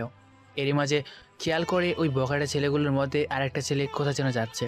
তখন একটু আড়ালে লুকিয়ে পড়ে। তারপর ছেলেটা ওর সামনে দিয়ে চলে যেতে গেলে তখন ঈশান রাস্তায় পড়ে দেখা একটা ইট উঠিয়ে ছেলেটার মাথায় একটা বাড়ি দেয়। মাথায় আঘাত করার সাথে সাথে সেখান থেকে গল গল করে রক্ত বের হতে দেখে। ছেলেটা মাটিতে লুটিয়ে পড়ে। তখন ঈশানকে দেখে বেশ ভয় পেয়ে যায়। তখন ওর মাথার পাশে ঈশান বসে বলে, সেদিন আমার নদী অনেক কান্না করেছিল তোদের ছেড়ে দেওয়ার জন্য, কিন্তু তোরা সবচেয়ে বড় জিনিসটা ওর থেকে কেড়ে নিলি আর শেষ পর্যন্ত আমার থেকে ওকে সরিয়ে দিলি। আজকে তোকে চিরজীবনের জন্য গম পাড়িয়ে দেব। কথাটা বলি ঈশান ছেলেটার মুখে ইট দিয়ে এলোমেলো আঘাত করছে। বেশ কয়েকটা বাড়ি দিতে ছেলেটা নিঃশ্বাস ছেড়ে দেয় আর ওর মুখটা খুব বাজেভাবে তেতলে যায়। ঈশান ওখান থেকে চলে আসে আর বাসায় এসে রাসেলকে সব বলে। যে পথে একবার চলে এসেছি সে পথ কিন্তু তোকে ছাড়বে না। তাই যা করার ভেবেচিন্তে করিস। তোকে সেদিন ওদের শাস্তি দেওয়ার জন্য নিয়ে গেছিলাম, কিন্তু তুই জায়গায় ওদের মেরে দিয়েছিস। ওরা কিন্তু চুপ করে থাকবে না, তোকে খুঁজবে আর সুযোগ পেলেই তোর উপর আক্রমণ করবে। ভাই, তাতে আমার কিছু যায় আসে না। আমার জীবনে আর কিছুই বাকি নেই, সব রং শেষ হয়ে গেছে। এখন শুধু এই দেহটা বেঁচে আছে, মন বলতে ভেতরে আর কিছুই নেই। আর আমি শুধু এখন পৃথিবীর মায়া ত্যাগ করে যাওয়ার দিনগুলোই গুনছি। কবে আমি পৃথিবী ছেড়ে চলে যাব আর আমার নদীর সাথে আমার আবার দেখা হবে। ঈশানের এমন ইমোশনাল কথা শুনে সাথে সাথে রাসেলের চোখে পানি চলে আসে, কিন্তু রাসেল ওকে কিছুই বলতে পারে না। ঈশান কথাগুলো বলে রুমে চলে আসে। কেটে গেল এভাবে আরও একটা মাস। এর মাঝে ঈশান রাসেলের দলের সাথে যোগ দিয়ে দিয়েছে। আর তার বড় একটা কারণ হচ্ছে, যে ছেলেগুলোকে ও বেনেছিল সেই ছেলেগুলোর কিছু লোক ওর উপর আক্রমণ করেছিল। সেজন্য রাসেল এজেন্টকে ওদের হাত থেকে বাঁচতে এক প্রকার জোর করে ওদের সাথে অ্যাড করে। ঈশান তেমন কোন খারাপই পছন্দ করে না, কিন্তু দরকার পড়লে এখন কোন করতে একবারে ওর হাত কাঁপে না। অন্যায়ভাবে ও কাউকে মারে না। ওদের গ্রামটাও এখন এমন একটা মৃত্যুবরীতে রূপ নিয়েছে যে প্রত্যেকটা দিন একটা একটা করে লাশ পড়ে। এক গ্রুপের লোক আরেক গ্রুপের লোককে হাতের নাগালে পেলেই মেরে দেয়। লাশ নিয়ে যেন ওদের গ্রামে কম্পিটিশন চলে। আর সেদিনের পর থেকে ঈশান এখন অনেকটাই রাগী আর গম্ভীর স্বভাবের হয়ে গেছে। তেমন বেশি কথা বলে না, কিন্তু কাজে বড় এক্সপার্ট। এই বিষয়টা দেখে লিডার ওর ওপর বেশ আস্থা রাখে। ঈশান সব কিছুতে সবার আগে থাকে। বেশ কিছুদিন ধরে ঈশান খেয়াল করছে ওদের লিডার চিন্তিত। তখন ওনাকে জিজ্ঞেস করে, বস, আপনি কি কোনো বিষয় নিয়ে চিন্তিত? যদি তাই হয় আমাদের বলতে পারেন। আপনি তো আমাকে বিশ্বাস করেন, তাই বিশ্বাস রেখে বলতে পারেন। দেখ, আমি একটা বিষয় নিয়ে বেশ কিছুদিন ধরে ভাবছি, আর সেটা হলো শহরে আমাদের কিছু ছেলে পেলে আছে। ওরা ওখানেই দিকটা কন্ট্রোল করে। বড় বড় রাঘবপুরের কাছ থেকে ওরা চাঁদা তোলে, যেটা দিয়ে আমাদের পুরো দলটা চলে। কিন্তু বেশ কিছুদিন যাবত ওইখানে নতুন আর একটা গ্রুপ মাথাচাড়া দিয়ে উঠছে বলে ওদের প্রভাবটা বেশ বিস্তার হয়েছে। সেজন্য আমাদের তেমনভাবে কেউ ভয় পাচ্ছে না আর চাঁদাও দিচ্ছে না। সবাই ওই গ্রুপের ভয় দেখিয়ে আমাদের ছেলেপিলেগুলোকে শহর থেকে তাড়িয়ে দিচ্ছে। আমার বেশ কয়েকটা ছেলেকে ওরা মরের দিয়েছে। কি করি বলতো? কিছু তো মাথায় আসছে না। ওদের প্রভাবটা দিন দিন বাড়তে থাকলে পরিস্থিতি হাতের বাইরে চলে যাবে। আমি সেই চিন্তাটাই করছি। ঈশান বেশ কিছুক্ষণ চুপ থেকে বলল, বস, আমি শহরে চাই। কথাটা শুনে ওদের লিডার ঈশানের দিকে দেখায়। বস, বলেন তো, একবার আমি শহরে যাই, তারপর গিয়ে দেখি ওখানকার সমস্যা সমাধান করতে পারে কিনা। দেখ, এটা গ্রাম, তাই এখানে সব কিছু বেশ সহজ আর গোল মেলে। কিন্তু ওইটা শহর। ওইখানে তুই এক মিনিটও টিকে থাকতে পারবি না। ইট পাথরের মতো মানুষের মনটা অনেক শক্ত। যেখানে কিছু বোঝে ওটা রাখি, জীবনটা শেষ হয়ে যাবে।